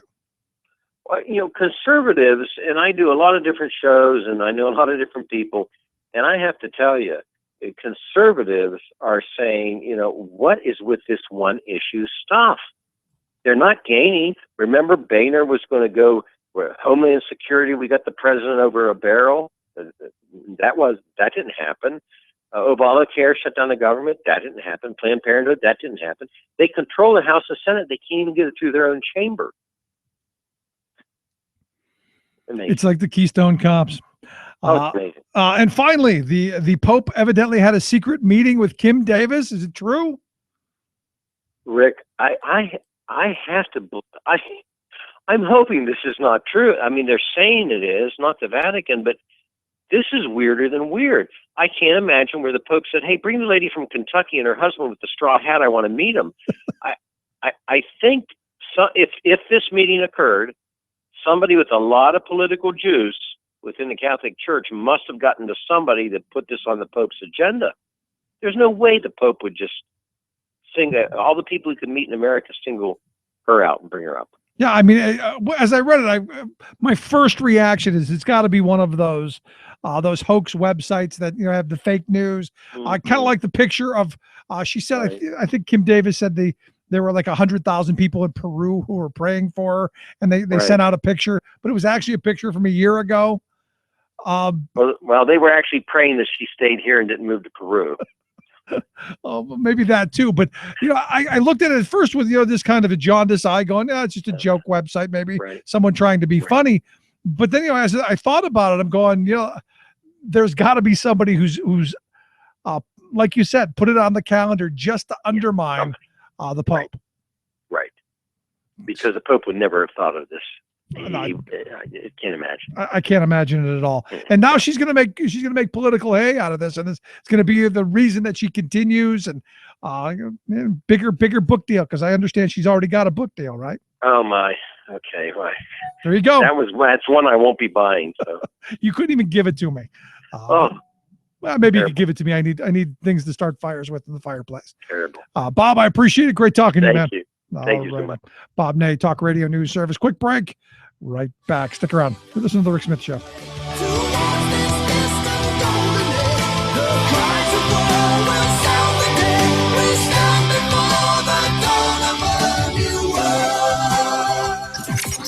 Radio of, for, and by we the working people. The Rick Smith Show. Donnie Trump is for it. Barack Obama is too, as are Jeb Bush and Hillary Clinton. It is the idea of finally ending a ridiculous tax loophole that was written by and for the richest, most pampered elites on Wall Street. An obscurely titled carried interest tax break allows billionaire hedge fund hucksters to have their massive incomes taxed at a much lower rate than the one teachers, Main Street businesses, carpenters, and other modest income people must pay. This privileged treatment of money shufflers over people who do constructive work in our society adds to America's widening chasm of inequality. It's so unfair and unpopular that even Trump and Bush see that it has to go. So it's bye-bye loophole, right? Just kidding. Trump can mouth all he wants, but no animal hath such fury as a hedge funder whose special tax boondoggle is threatened. Trump had barely gotten the word unfair out of his puffy lips before the tax loophole profiteers deployed battalions of lobbyists, PR flacks, and front group operatives to defend their precious carried interest provision. Just one group, with the arcane name of Private Equity Growth Capital Council, rushed a dozen Gucci-clad lobbyists to Capitol Hill to, quote, inform lawmakers about the virtues of coddling Wall Street elites with tax favors. Of course, informing meant flashing their checkbooks at key members of Congress. After all, even the loudest blast of political talk is cheap, and it's the silent sound of a pen writing out a campaign check that makes Washington world keep spinning in favor of the rich. This is Jim Hightower saying, sure enough, Representative Paul Ryan and Senator Orrin Hatch, the two lawmakers who head Congress's tax writing committees, quickly announced that, the will of the people aside, there would be no repeal of the hedge fund loophole anytime soon. To get more of Jim Hightower's populist take on what Wall Street and Washington are up to, visit www.hightowerlowdown.org. From the United Nations, this is your World in 2 Minutes. I'm your host, Luke Vargas, with the Talk Radio News Service. Last week, Pope Francis spoke here and made an impassioned case for the immorality of nuclear weapons. Of the few nuclear states, most have ratified what's known as the CTBT, the Comprehensive Nuclear Test Ban Treaty, which prohibits any nuclear tests. Yet nearly 20 years after opening up for signature, the treaty is in limbo.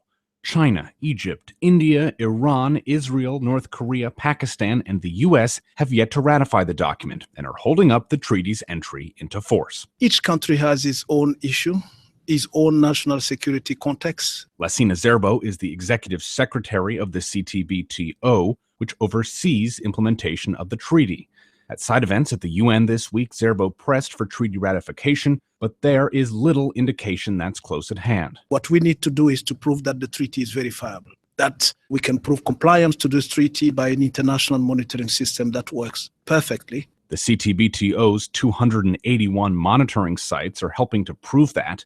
That network has picked up underground nuclear tests in North Korea, and Zerbo helped the organization make headlines last year, announcing that its network did not detect Malaysian Airlines Flight MH370 nosediving into the Indian Ocean. And while Zerbo laments that the P5+1 didn't build the CTBT into the Iran nuclear deal, he's increasingly come to see non-proliferation as a moral issue, not just a political one. As long as nuclear weapon exists, people find room to use it as a deterrent. And Pope Francis said something, and he's doing something. Is turning some of our global issues to more human, to touch the emotion of the international community. For more global news headlines, visit talkradionews.com. Would you dive 14 feet deep into Susquehanna to keep a bridge safe? Would you spend night after night with prisoners to keep your community safe? Would you spend Christmas Eve plowing snow to keep roads safe? AFSCME members do. Men and women who choose to serve in public service. Mine inspectors, 911 dispatchers, healthcare workers, parole agents. You may not think about them, but no, they're all thinking about you. This message brought to you by Ask Me Council 13.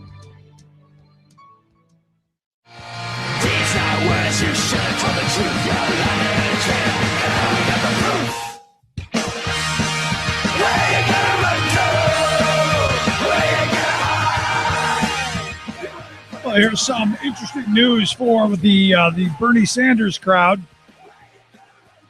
Bernie has become the first candidate to hit the million donor mark. And that's right, the first candidate to have 1 million people in this country donate money to his candidacy.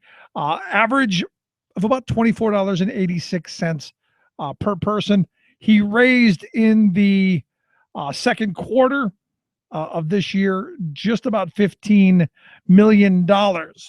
Now you go, wow, that's Bernie's moving along. Problem is Hillary, she raised $45 million in the second quarter, while Bernie's average was $24.86 from each of the 1 million people who donated to him. Well, Hillary averaged $145 per person donating money. And look, this was the idea that Sanders had for the campaign. We get back to grassroots, on the ground organizing, small donations, millions of people donating and being part of the campaign. I think mission accomplished.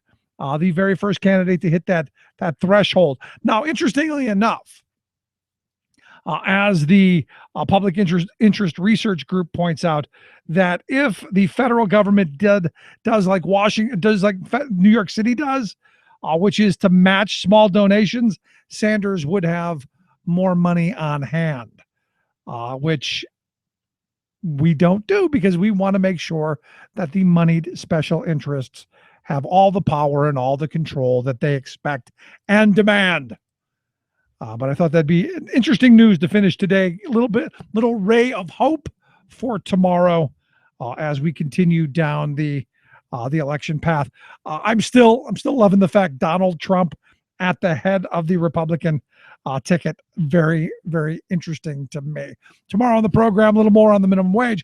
We're going to talk about the charters, all of that stuff. If the voice comes back, if it holds up. Thanks for being here. We'll see you back here tomorrow.